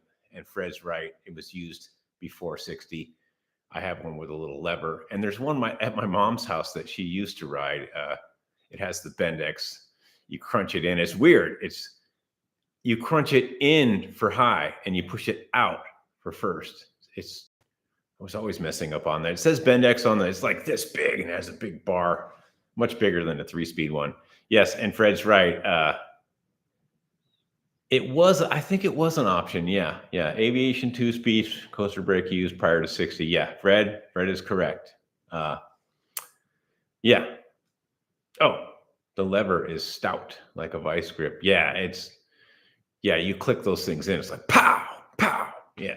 Hey, Travis, I'm glad you're here. Whip it good into shape. Shape it up. Yeah, that's some Devo action in here, man. I just got home. Sorry for being late at school. We're all on our own time thing. Everybody's important. Just got back home from my bike ride. Hey, okay, so you're here. I'm going to show you the bike. If you pull this fork thing off, man. Okay, you're here now. I've been waiting for you. I did take a bell off of it, though. You don't get this bell. Sorry.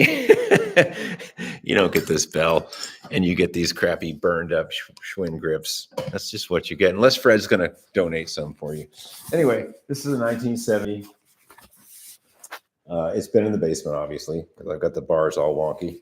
But it's straight. The bars are wonky because I would have it storage.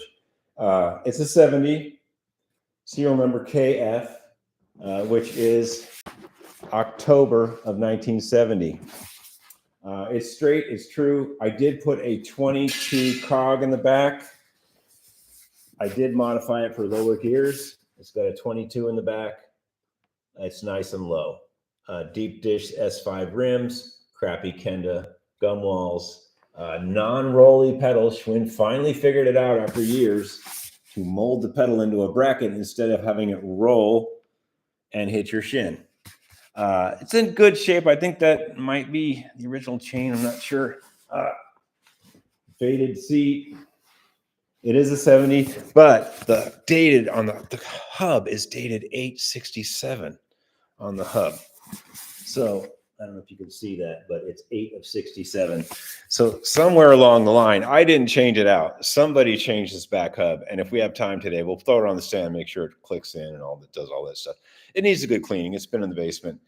The grips are gone and the reflector's gone.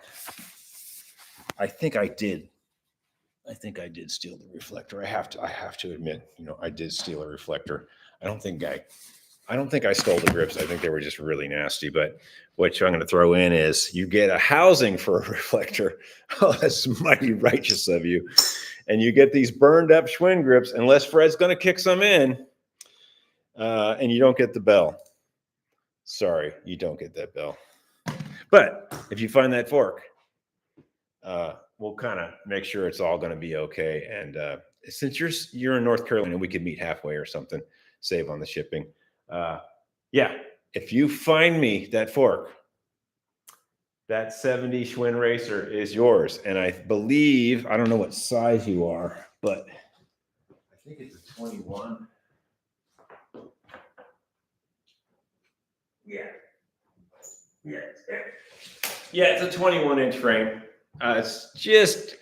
It's okay for me. I'm 6 foot. I like the taller frames a little better, but it is rideable if you put the seat up. So that's yours. So get to cracking, man. I want that fork. Let's see. Travis, Conister, yeah, Lafayette. I'm still looking for them forks. I may just have to check out our local bike shop because Jason, the manager, has a bunch of old forks at his shop. Oh, yeah, anybody with an attic full of stuff. So I'll go by tomorrow and check for you. Let me see. Yeah, I'll hook you up with that. That's the bike that you're going to get if you find the fork. And if it's an opaque green and it's a little scuffed up and, but it's not bent, and even if it's a little bent, I'm okay. As long as it's opaque green and I got a chance of straightening it. Yeah. Anyway, that's your bike. And, I apologize about that, but this is worth more than the whole bike. Uh-oh, Nicholas Dogs is going to come running up the steps now. All right, so this hub is dry, and we might just cheat and shove some grease on in. I don't know what we're going to do. It's dry, and it's kind of bugging me because I would have. Did your dogs come up? Here, let's wake up his dogs, folks. Come on, boys, time to get up. Oh, my dogs aren't too happy about that either. It's kind of dry. Yeah, there's some grease left. All right, you know what? We're here now, and we did a really good job at seating this, actually. If you go back in the video, you can see this one even turned out better. We really seated that sucker down, and that rim's in better shape. Yeah, and this tube was in the front. Right, this tube was in the front. It was kind of crappy, and we put a Goodyear thorn resistant tube. You can see the little line on there on the. We put a new tube in that because I had to pump this up to almost 85 pounds, so I was a little concerned about that tube. Somebody just emailed me. Hang on, this is business, folks.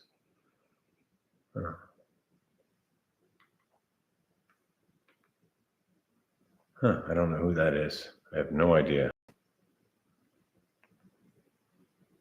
Oh, great. I just got a political message. Don't they know that people that work on bikes, we keep it completely.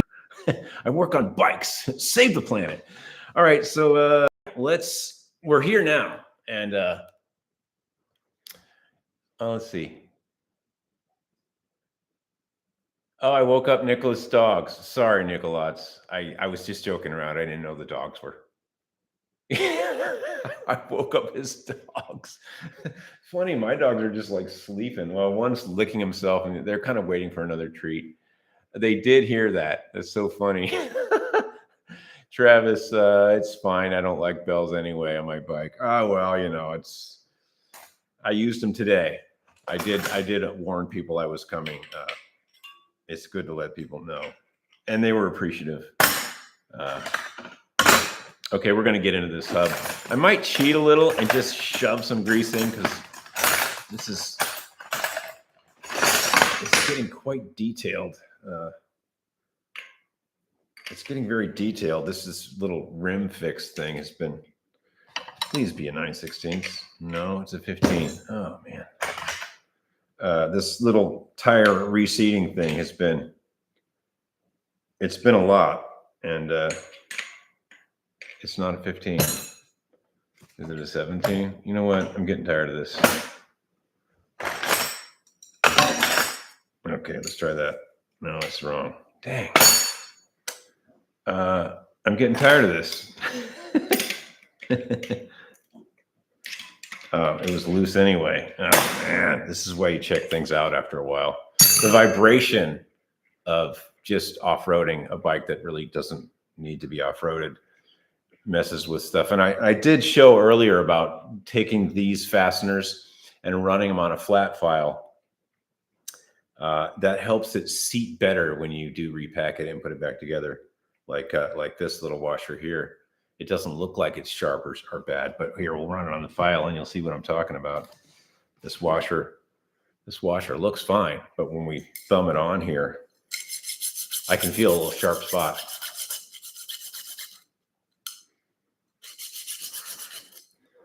Yeah, there was a little bit on this side, and then there was a little bit on there, a little sharp edge down there.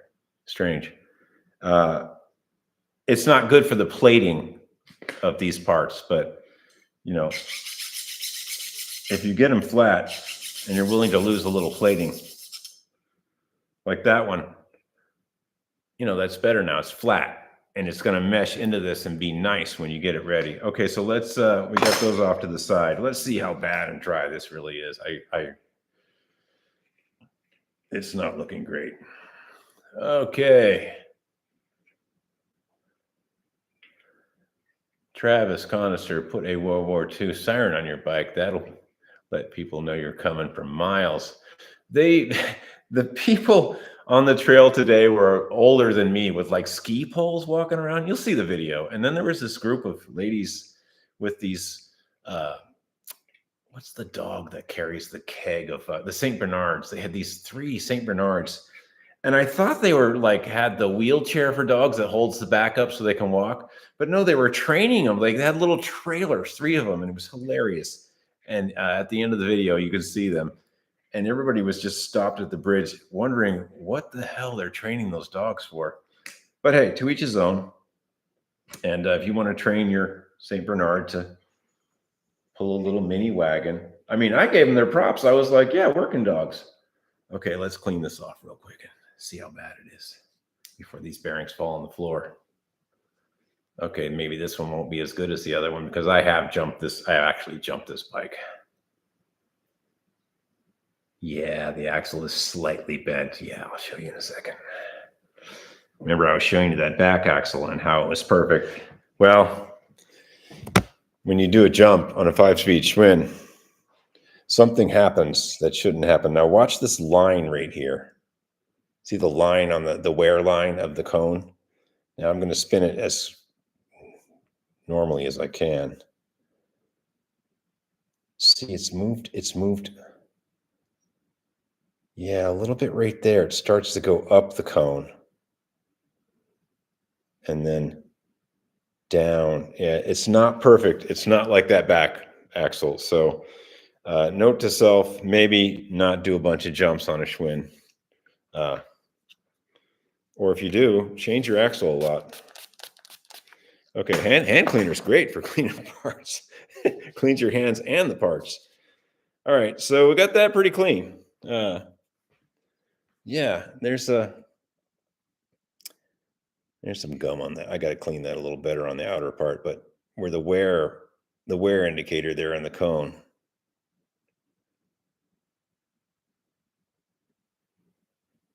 It's not bad. I can barely tell it's bent. It really isn't that bad. Let me get this brush on here.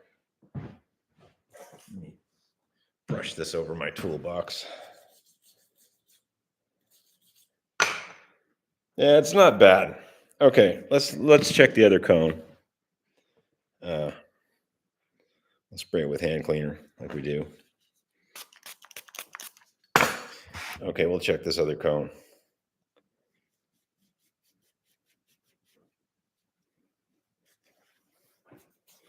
And to do that, we'll kind of thread it back on here. All right, let's look at this cone.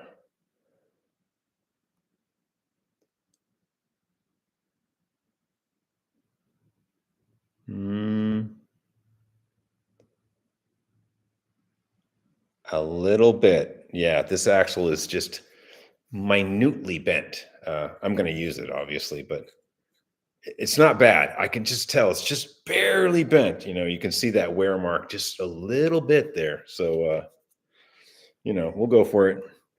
Okay, we got everything clean. Let's pop these bearings out. We're going for the flow here. We're going to do it. We're going to make it right. Well, these aren't that bad, actually. I could just glob some grease in here. I think we're going to just cheat and put some grease right in here. They're not bad. I think we're just going to cheat. Don't tell anybody. Let's put some fresh grease in there.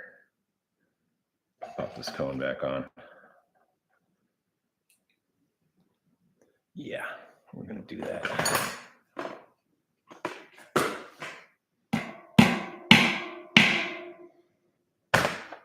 Okay.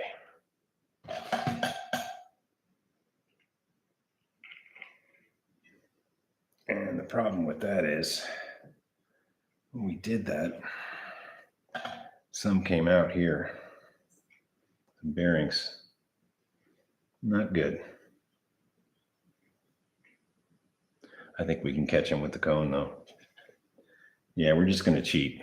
We're just going to pop some fresh grease in there. They weren't that bad. And we just popped some fresh grease in there. We didn't clean out the hub like we did the back one. The back one was really sticky and gooey. I think I did repack this one at one point. I don't think that back one was ever repacked. So yeah, we cheated a little bit. Don't tell anybody. It's all on record. Okay, let's see. Travis Conister, I'm 5'8", 175 pounds. Is that bike you're talking about? We'll be able to ride it. Oh, it'll be perfect. Yeah. It's straight as a pin. I've had that at Bent Creek. When I'm done with this front wheel, we'll put it on the stand and make sure the hub's good, and we'll kind of go through it a little bit. There's nothing wrong with that frame or fork. I've had that. I haven't, since it's a 3-speed, I haven't really abused it like I should.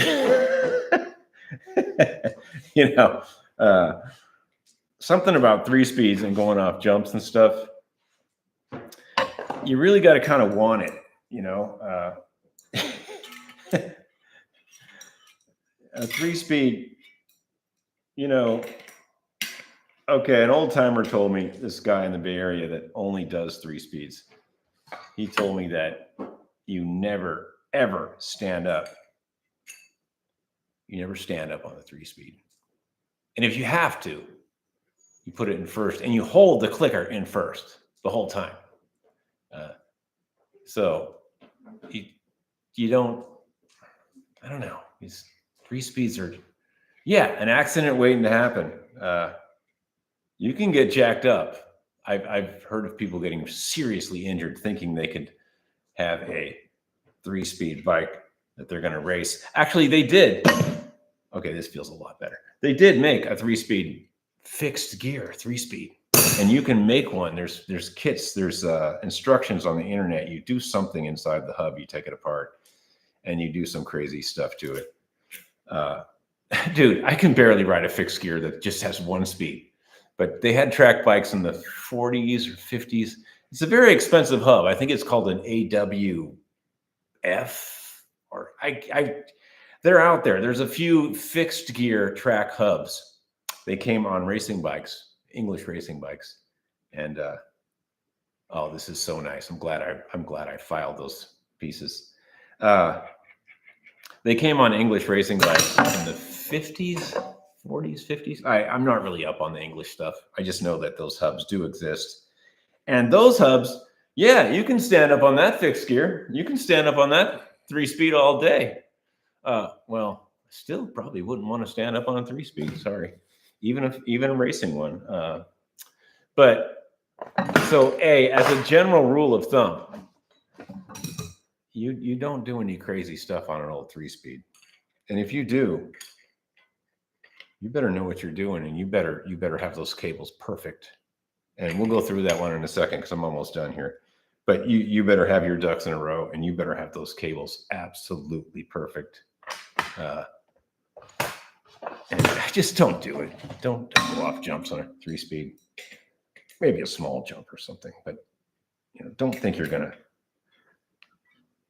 go down and do some trailing with your buddies.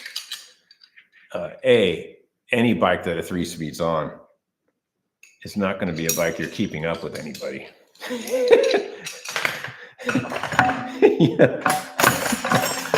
Unless you've got this on some super whammy lightweight frame, and then what are you doing? What are you putting a 3-speed on some super lightweight whammy frame? So there's some issues there. Okay, we're almost done here, and then we're going to get to the fun stuff, which is putting this back together. And I'm having some technical issues. I don't have all my tools in here, so I have to kind of fudge it a little.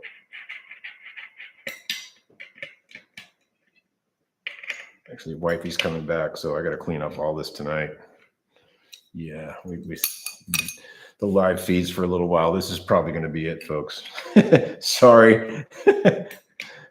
Art season's going to be back. Okay, that one feels pretty good. Let's make sure this one's good. We didn't even test this side. And that side was loose. So we're going to test this side. Just make sure. And it was loose. Boy, not good. Yeah, like I was saying earlier, there is a special half piece with fine 5/16 threads and fine 3/8 threads. You put it in your vise. Sometimes it has the double piece. And you can put this in the vise just like that. You tighten up one side, you put that threads in the vise, and then you can minutely adjust this without all that struggling. But you don't have to have that.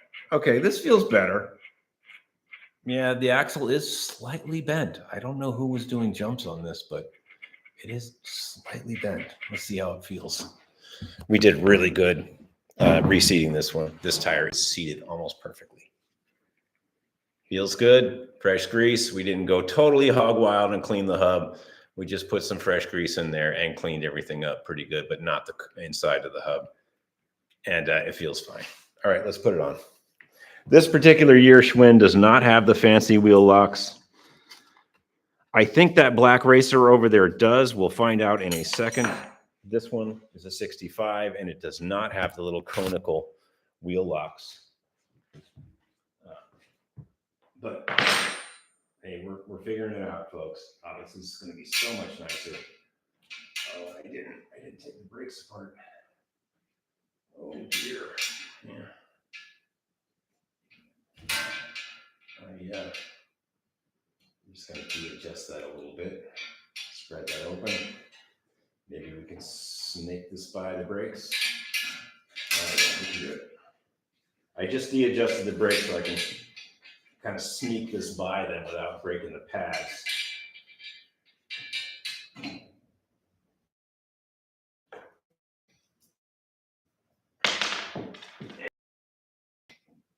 Like I said, I'm just going to sneak this by.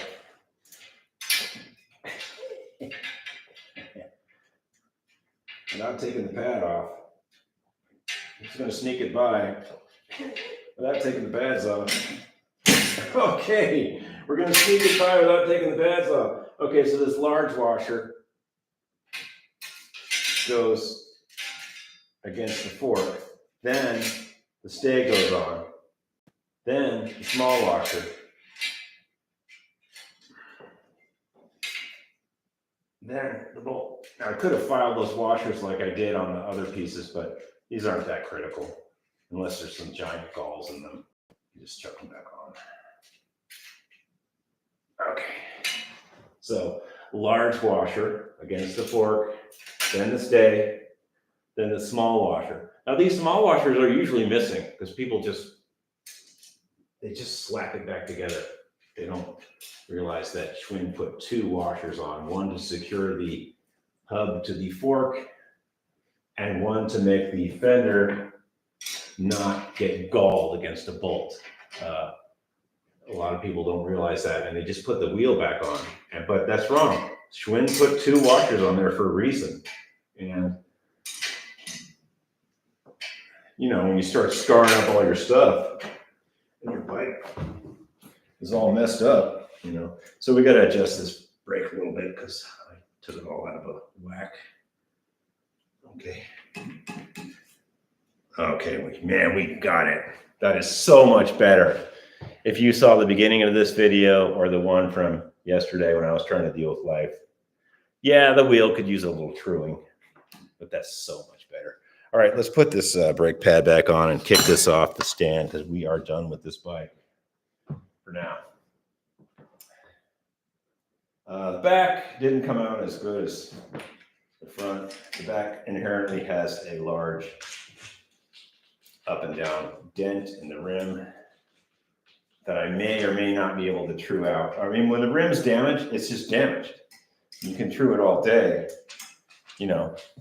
And a lot of people have commented. I had a couple videos where I was like, oh, you know, these cheap rims, really hard to true. And one guy was like, I've been truing rims for 20 years and I can always make them perfect. Well, I'll send you a few and we'll see how you do. If the rim is damaged, it's damaged. I've even went as far as to take a rim completely off the hub and set it on blocks of wood and pound it with a wooden mallet to make it more round again.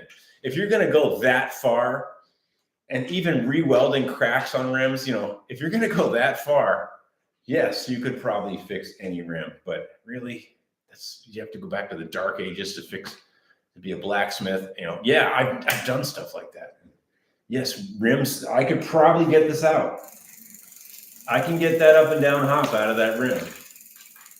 But hours and hours, and these spokes, I remember, I think I tried to get this out, and some of the spokes are frozen on the freewheel side. When do you say no? You know, all right, this one's good. We did really good, folks. That's not bad compared to the other day.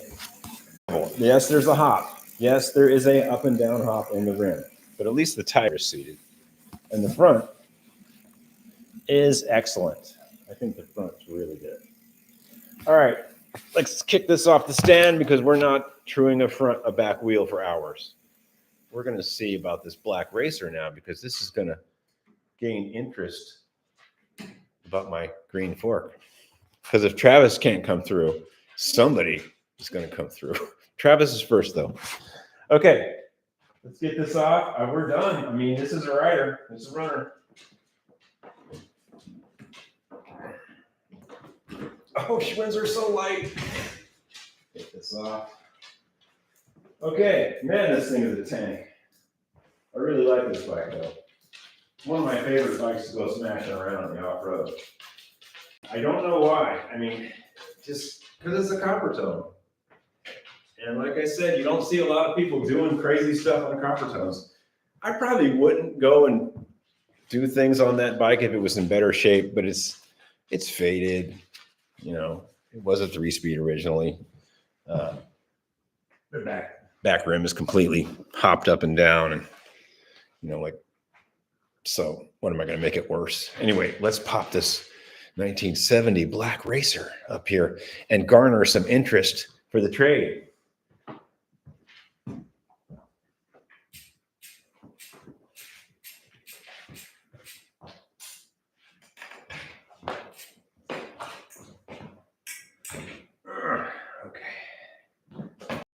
Get up there. Not a bad bike. I think you would fit this just fine, Travis. Nothing really to protect here when we put it on the stand. On that other one, I would wrap the towel around her, but there's nothing really. They put this quality Schwinn tag down low for this year, and which makes it really easy to put it on the stand without ruining anything. Which is, they must have known I was coming along to do this. Okay. Let's do it. Oh, yeah, we got this. And with this one, you got to kind of be careful with the 3-speed cable. So you got to pop it up a little bit. There. Now the cable's kind of clearing the stand. Kind of loose too. Okay, so first thing, let's tighten up these bars. And man, probably how long are we in this for? 2 hours. Whew, dude. 2 hours to reseat some tires and repack hubs. That's about, I mean, I guess if I was at a bike shop and I wasn't jabberjawing and I had everything ready and I had a compressor, yeah, I probably would have had those tires seated pretty soon if I had the compressor, but I don't dare bring it. We can't bring a compressor in the house. I mean, maybe one of those little electric ones, but not the one I have. All right, let's pop this up.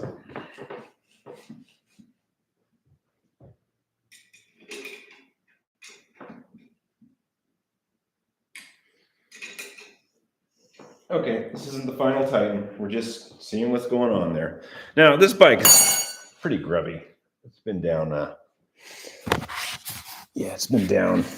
There's a scrape here. There's the red oxide primer in the 60s and 70s. I did not convert it to the better style like this one.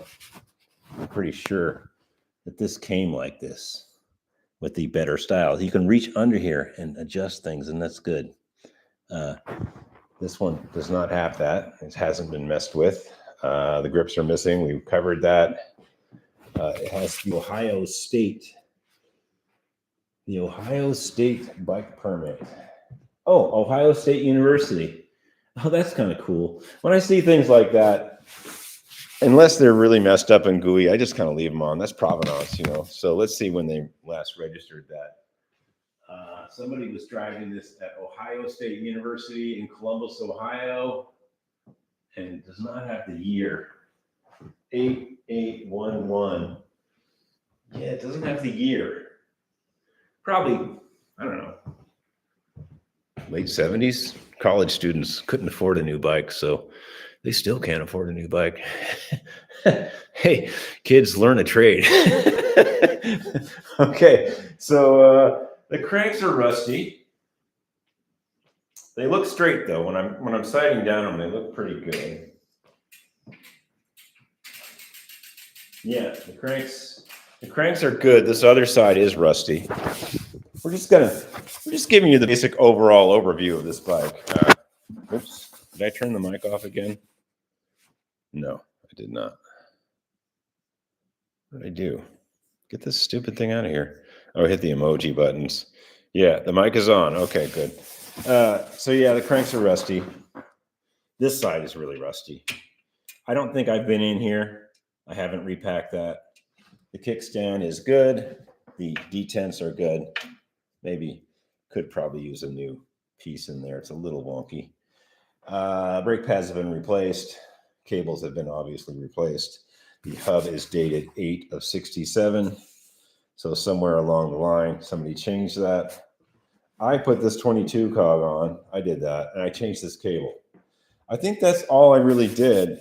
I think I stole the grips and the bell, obviously. Well, that was from something else. I think I stole the grips and put new tubes in here. I think this is basically just the way I got it, except the new cable for the shifter. Yeah, that's me, because I always put these. I'll show you what you do when you don't have those aluminum things. You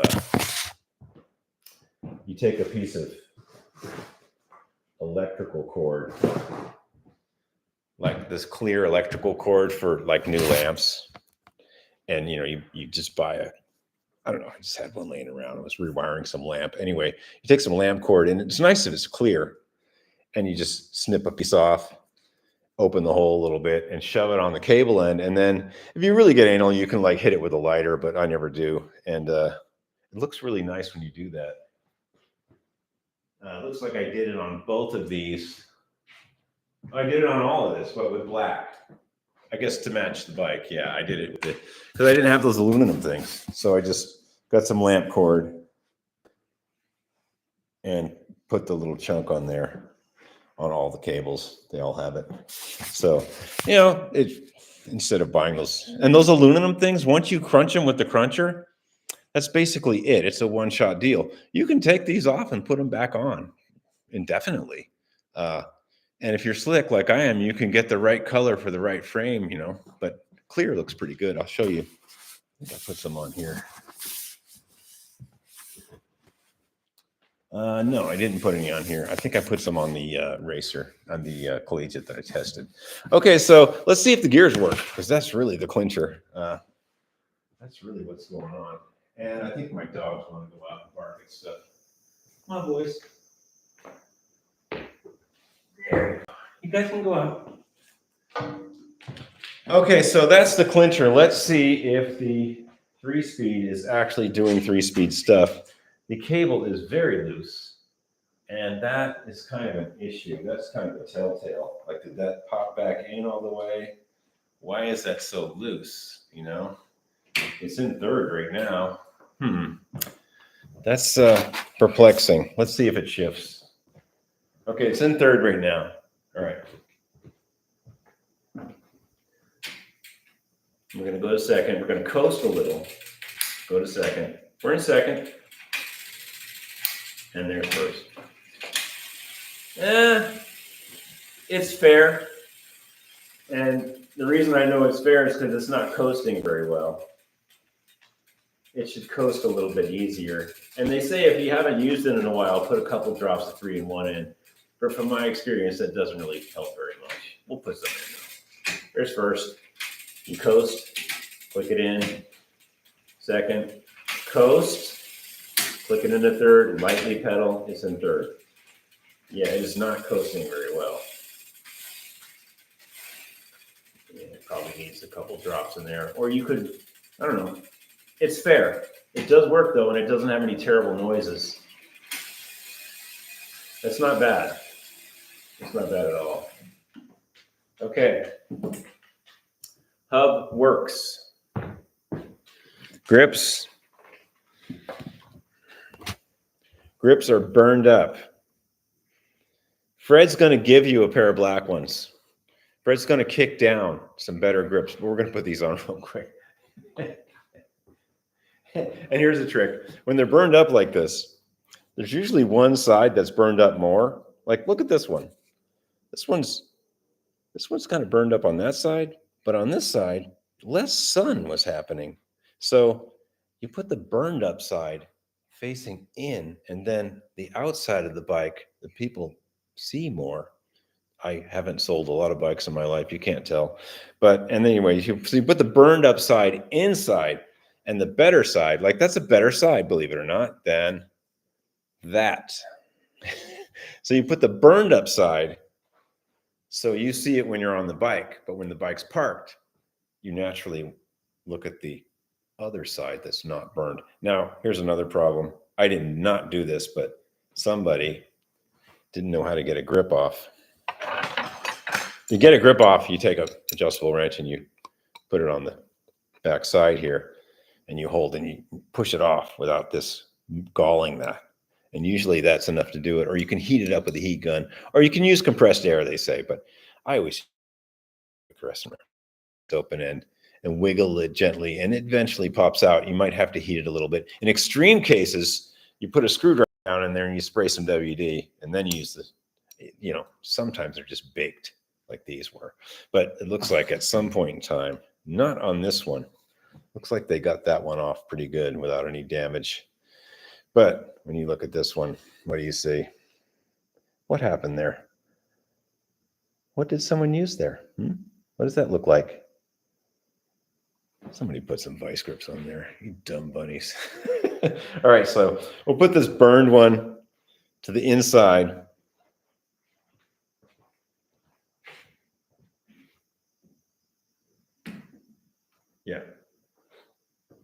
Yeah, this nice clean side is out here. Clean, yeah. I don't know about clean, but make sure the grips are, the little nubbies are pointing down. And sometimes some people use hairspray to get them on, and then the hairspray evaporates. I don't usually do that. Okay, so this one's clean on this side. So we're going to put the burn side. So if we'd done it the other way, both of the burned ones, which were really probably the way it was originally because the sun was baking it, but now the burn side is on the inside. And Travis is going to be so happy he's got these burned grips. There we go. Okay, and this thing is pretty dirty, like the brakes and stuff, and like these brakes here. This is pretty bad. I'm going to clean them up a little bit. And the grease is from storage. The grease has been oozing out of there. And one more thing, we have a reflector housing that goes with it. The reflector, I stole the reflector probably 3 years ago. Yeah, I stole it. I put it on something good. Not that this isn't good. Anyway, but yeah, that was me. So I stole the reflector. The bell didn't come with it. It was just on there. I stole the reflector. So what I did to this bike is I stole the reflector, I put a new cable on it, and I put the 22 cog in the back and new tubes. I don't think I greased the cranks. I don't think I did anything. I might have. Oh, I put new cables on it. Yeah. Okay. Yeah. I put new cables all the way around. So these aren't gray like the Schwinn. Get yourself some gray. I could throw some gray housing in too if you really want to go correct. It's a cool bike. I like the state of Ohio. It's kind of cool. The Ohio State University sticker. All right. Yeah. Doesn't coast very well. I think we should put a couple drops in there. What do you think? Let's see if that helps. Okay, we'll do a test. This is coasting in third. It's not that happy. And after we put some oil in there, let's see what happens. Oh, we're going to get oil all over the place. It's going to fall on the ground.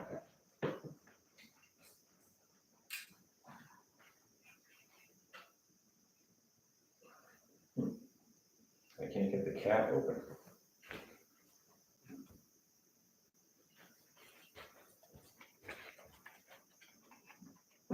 I can't get the oil cap open. I don't want to break the cap off.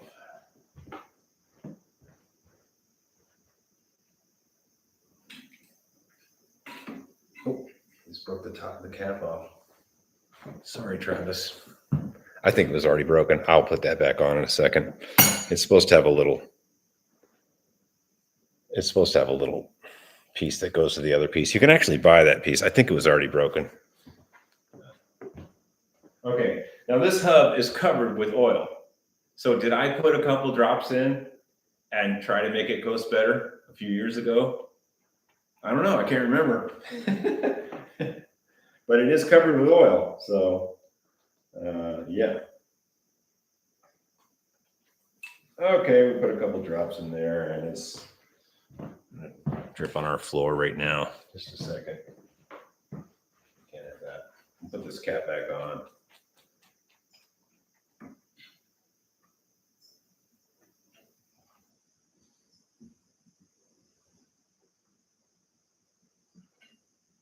Okay, cap's back on.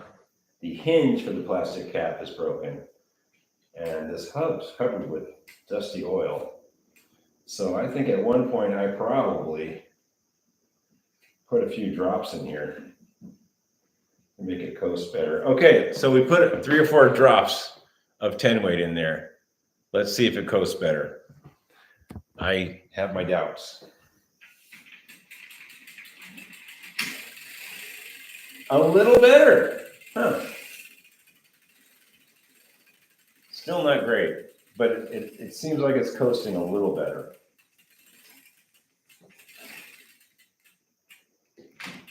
A little better, not much. Yeah, I'm probably dumping oil in there to make it coast. Yeah, I'd say take the hub apart and clean it, or just run it like it is, and maybe with some good rides, it'll start coasting up again.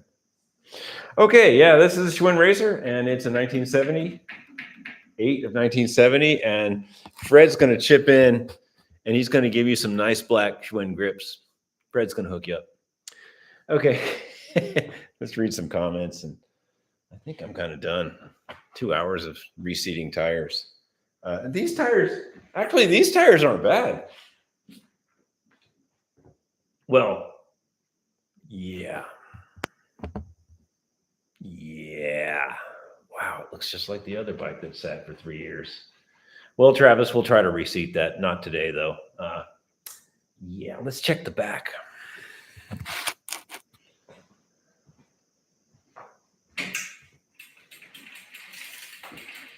Oh, the back's better.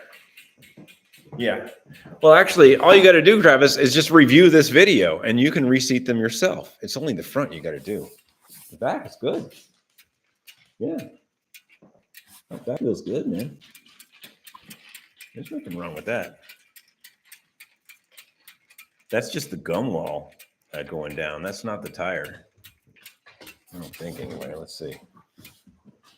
No, that's just the gum wall being uneven. Tire itself is seated pretty good. The front, on the other hand, is not good. Yeah, the front is not seated right there. You can see it's way in. Yeah, that's way in. Yeah, and that's an easy one, Travis. Just review this video. Get yourself some name brand rubber protectant, name brand. And yeah, just review this video. You'll know what to do. Or you could just buy new Kendas.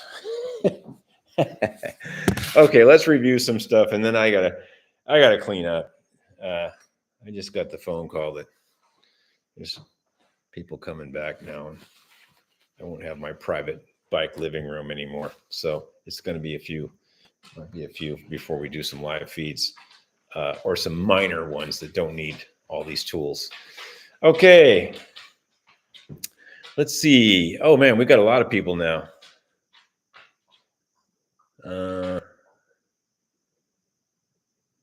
Nico Lots, I'm same as you, Travis, and I ride 3-speed Speedster almost every day. It's a tank. I also put a slightly larger sprocket. Yeah, it's awesome. Yeah, you can go places up hills, just don't stand up. Gone about 2,000 miles so far. The Sturmies are good. Yeah, if it's a well-maintained Sturmy, and you know what you're doing, and you know how to coast and then shift. You know, a lot of people.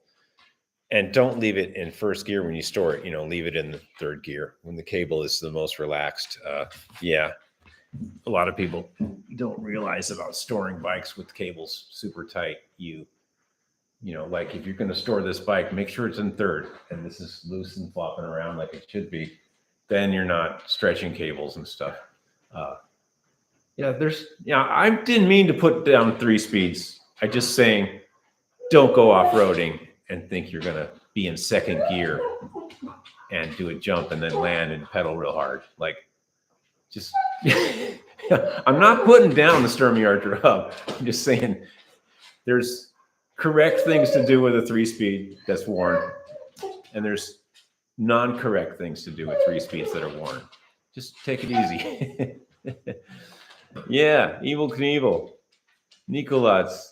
Aha, Faulkner. I put the pedal to the metal on my 3-speed all the time. No jumps, but definitely mash the pedals to get up a hill or sprint to blow past the roadies. Well, you know what you're doing. You know the limits of your 3-speed. I'm talking about people that don't even know how to shift a 3-speed. Like, okay, when you shift a 3-speed, you're in high, you coast a little bit, gently move that into second, and then you hit it. And you coast a little, move it into first. And when you're going from first to second, you coast and gently pedal till it clicks in. Okay, you're going to third, you coast and gently let it kick in. Okay, this is where people mess up. They're in first and they put it in second, they just jam off a jump. And on a used 3-speed, you might have issues. Everything's got to be perfect on 3 speeds. Like, I'm sure, Nikolats, you probably have replaced your cables a few times, or at least adjust them and know exactly about the points and what's going on. And this little wheel here, if it has one, and a couple drops in the shifter now and then of oil, and you're aware of what this chain in the back is doing. You oiled it. Yeah, you can do a lot on the 3-speed, but let's just say it's not, in my personal opinion, I never stand up and go off jumps. That's all I'm saying. Don't do it. Anyway, let's move on. Travis Conister, you did the jumps. You don't lie, Faulkner. Yeah. Travis, I'm going to get you, man. I'm going to jump that. I'm going to jump this. No, my younger days, I did the jumps. Yeah. But usually in third, going really fast. I knew better to be in second and land and try to pedal again when you impact a 3-speed that bad. Yes, I have jumped a 3-speed. My preferred method is now converting 3 speeds to 5 and jumping those. That, yes, I'll still jump them, but they're now 5s.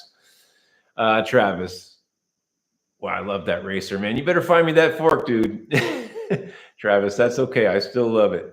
That shows character on the bike. The grips will be easy to find. Oh, Fred's going to kick those grips in, man. He's going to come through. Travis Conister, what's the serial number? I'll check the date. It won't take me 2 minutes. Yeah, I already checked it. It didn't give me a specific stamp date, unfortunately. It just said October of 70, but I'll give you, hang on. I got it written down here.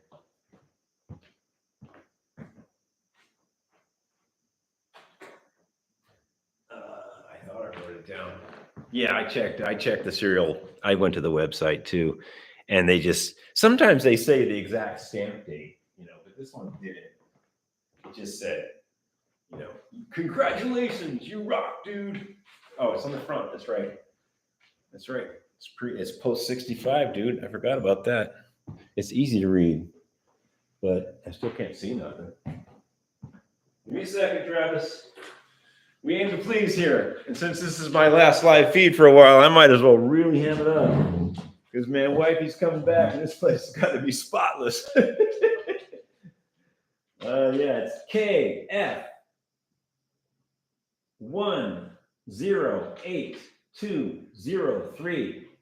KF 108203. I looked it up and it did not give me an exact stamp date. It just said October of 1970. And that makes sense. 65 is A, 66 is B, 67 is C, D is 68, E is 69, F is 70.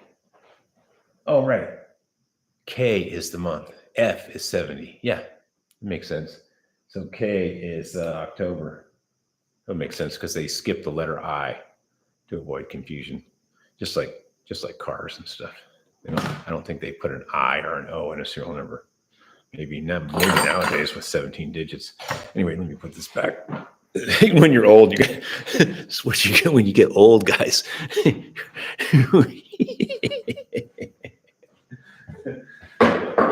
look forward to after all this, straining your eyes working on bikes. You'll have one of those. Okay, let's read some more comments. Travis, them grips are toast. Yeah, I know, man. Okay. Those, I think I stole the grips off this bike. I think they were sparkly black, and I took them. Collector. So, hey, on eBay now are absolutely out of their mind. Okay, I saw this mangled Schwinn emblem. It looked like somebody used it to sand on their bumper or something. And the big thing was there's screws on the back. Like, yeah, but it had basket rash. They don't. Anyway, in the bike trades, when you put a basket on a Schwinn and it rides wrong, it ruins the emblem.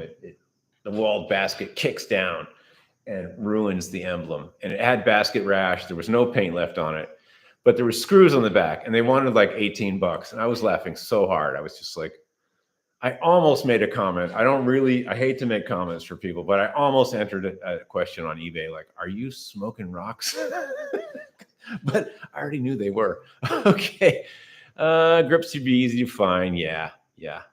Travis. I gave you their serial number. Frederick P. Let me know the parts you're looking for. What did I need? Oh, yeah. I need another one of these, Fred.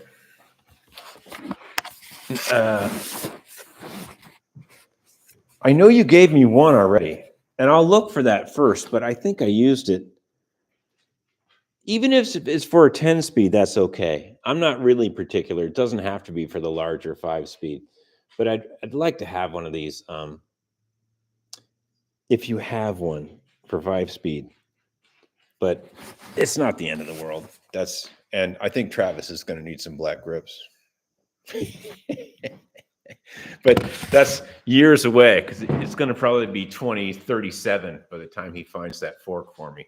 So yeah, just in the back of your mind, put a pair of black grips somewhere for Travis. Okay, this is funny. We got to keep this going. Let's see. Frederick P, gotta go have fun. Okay, you gotta go and have fun, or you gotta go, I'll have fun. Either way, it's all about fun and getting it done. Working on bikes. I could literally work on bikes till midnight. The dogs would not be happy because, it's 10 minutes past me supposed to feed them. That's why they're walking around like doofuses. They haven't had their food yet. I got to go in a minute, guys.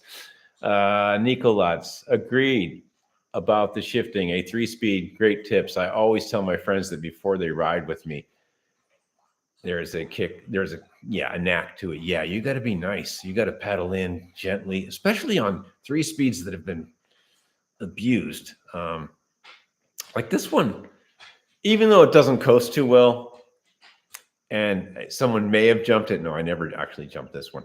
But yeah, you got to be nice. Like you putting that miles on a 3-speed, that's because you know what you're doing.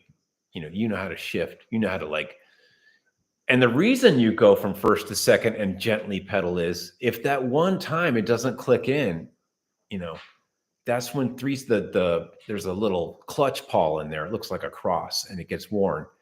And, it's just a matter of time before someday it doesn't click all the way into second. If you're standing up during that someday, guess where you're at when you're standing up during that one day that the part got worn?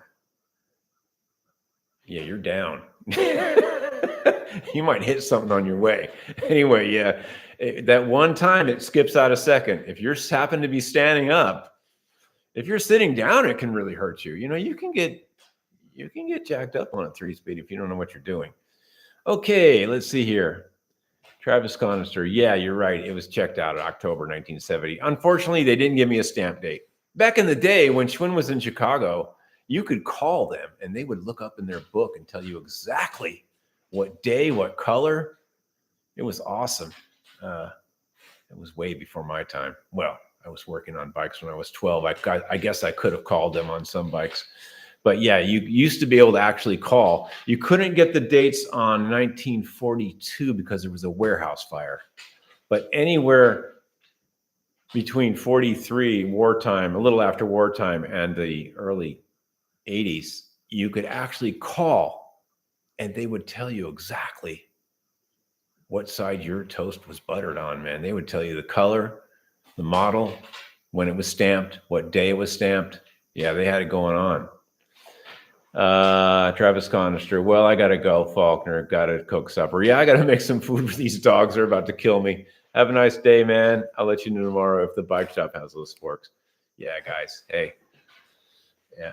See what I have to go through to get some forks? I'm gonna trade this perfectly good, immaculate condition bike. All right, guys. Hey, it's been 2 hours and 30 minutes. If you're not subscribed, you should be. Tell your friends, and I'll try to get some more live feeds in soon. It's going to be a while because I got to clean up this junk. Wifey's coming back, but let's just see. I'll tell you what I got to clean up here. Yeah, this is kind of rough. Yeah, this is all got to be kitchen, living room spiffiness, and it's not right now. It's been 3 days of live feed and me eating, tortillas and drinking coffee, and it's good stuff. Hey, all right, everybody, have a good day, and yeah, we're doing good. And oh, I'll download that video tonight of I'll download that. Yeah, she is gonna get me. I'll download that video tonight of me testing the Racer Collegiate. It's a really good video, and I'm really cruising. I went over this bridge holding the camera. I was going pretty fast. I'll download. It'll be a few hours, though. It takes forever. Yeah, you're right, Travis. Just remember, this might have been my last live feed ever, and you saw it.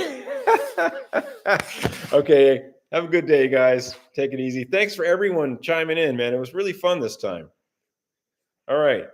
Okay. Yeah. No worries, Travis. Okay. Everybody, be good and do the right thing. And what? Oh yeah, it's the only channel that matters. Faulkner fixes all.